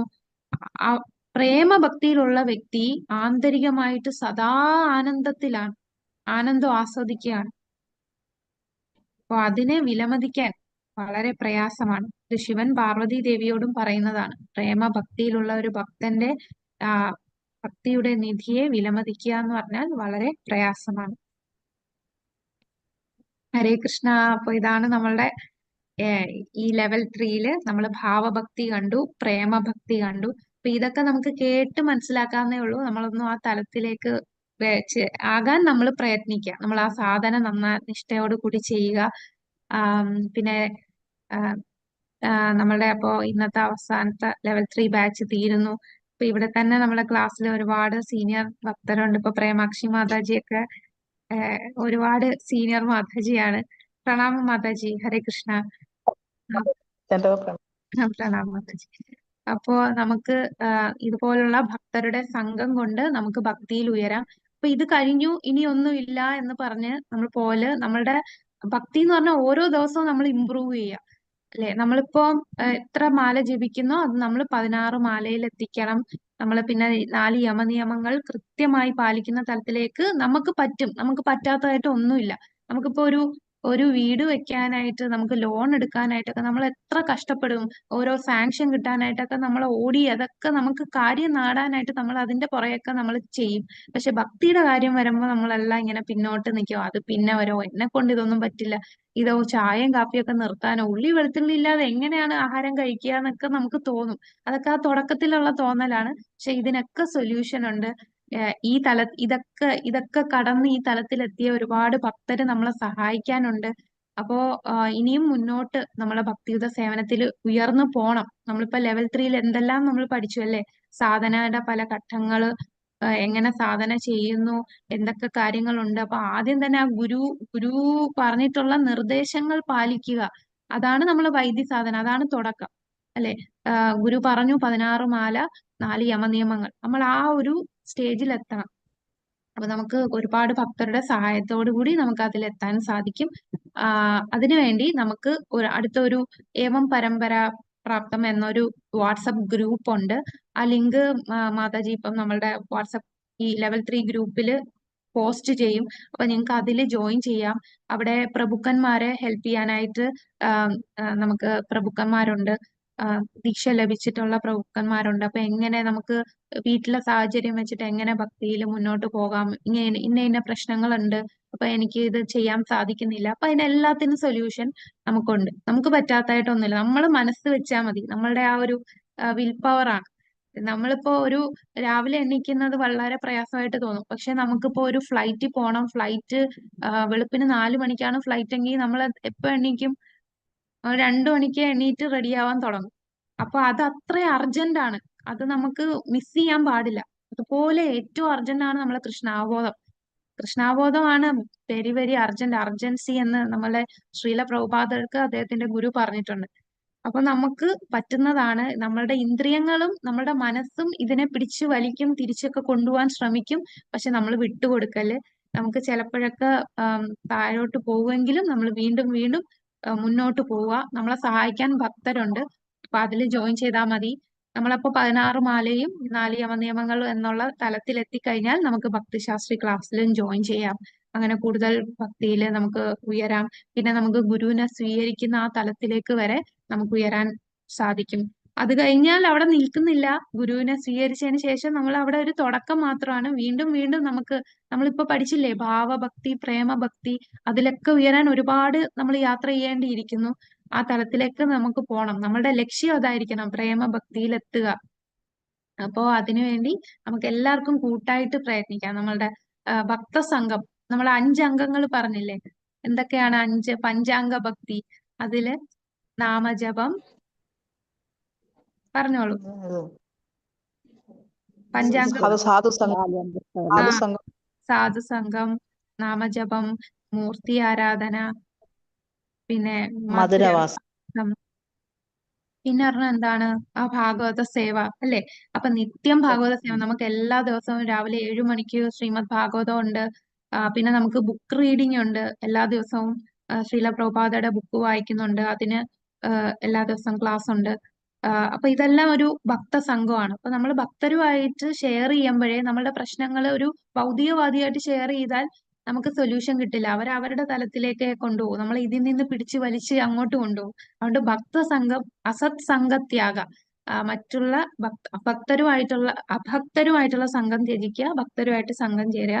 അങ്ങനെ നമുക്ക് ഭക്തിയിൽ മുന്നോട്ട് പോകാം. ഹരേ കൃഷ്ണ. അപ്പം മാതാജി ഇപ്പം ഗ്രൂപ്പിൽ ലിങ്ക് ഇടും. പിന്നെ ക്വിസ് ചെയ്യാനുള്ളവർക്ക് ക്വിസ് ചെയ്യാം. നമുക്ക് സർട്ടിഫിക്കറ്റ്. ഹരേ കൃഷ്ണ. മാതാജി ഇതുവരെ കണ്ടില്ലല്ലോ ഞങ്ങളാരും. കണ്ടിട്ടില്ല. ഞാൻ ഇതുവരെയും കണ്ടില്ല. എനിക്ക് വോയിസ് മാത്രമേ വരുന്നുള്ളൂ ഇന്ന്. മാതാജി വീഡിയോ ഇട്ടോളൂ. ഇവിടെ ഇതിനൊരു പ്രശ്നം, അതാണ് ഞാനിപ്പം വീഡിയോ. മാതാജി ആരാണെന്ന് അറിയണ്ടേ? കണ്ടിട്ടില്ല ഇതുവരെ. ഇനിയും കാണാം മാതാജി, നമുക്ക് ഇനിയും കാണാം. നമുക്ക് ഇനി ക്ലാസ്സുകളുണ്ട്, അതിൽ കാണാം. ഹരേ കൃഷ്ണ. അടുത്ത ക്ലാസ്സിൽ കാണാം അല്ലേ? അതെ. ഹരേ കൃഷ്ണ മാതാജി.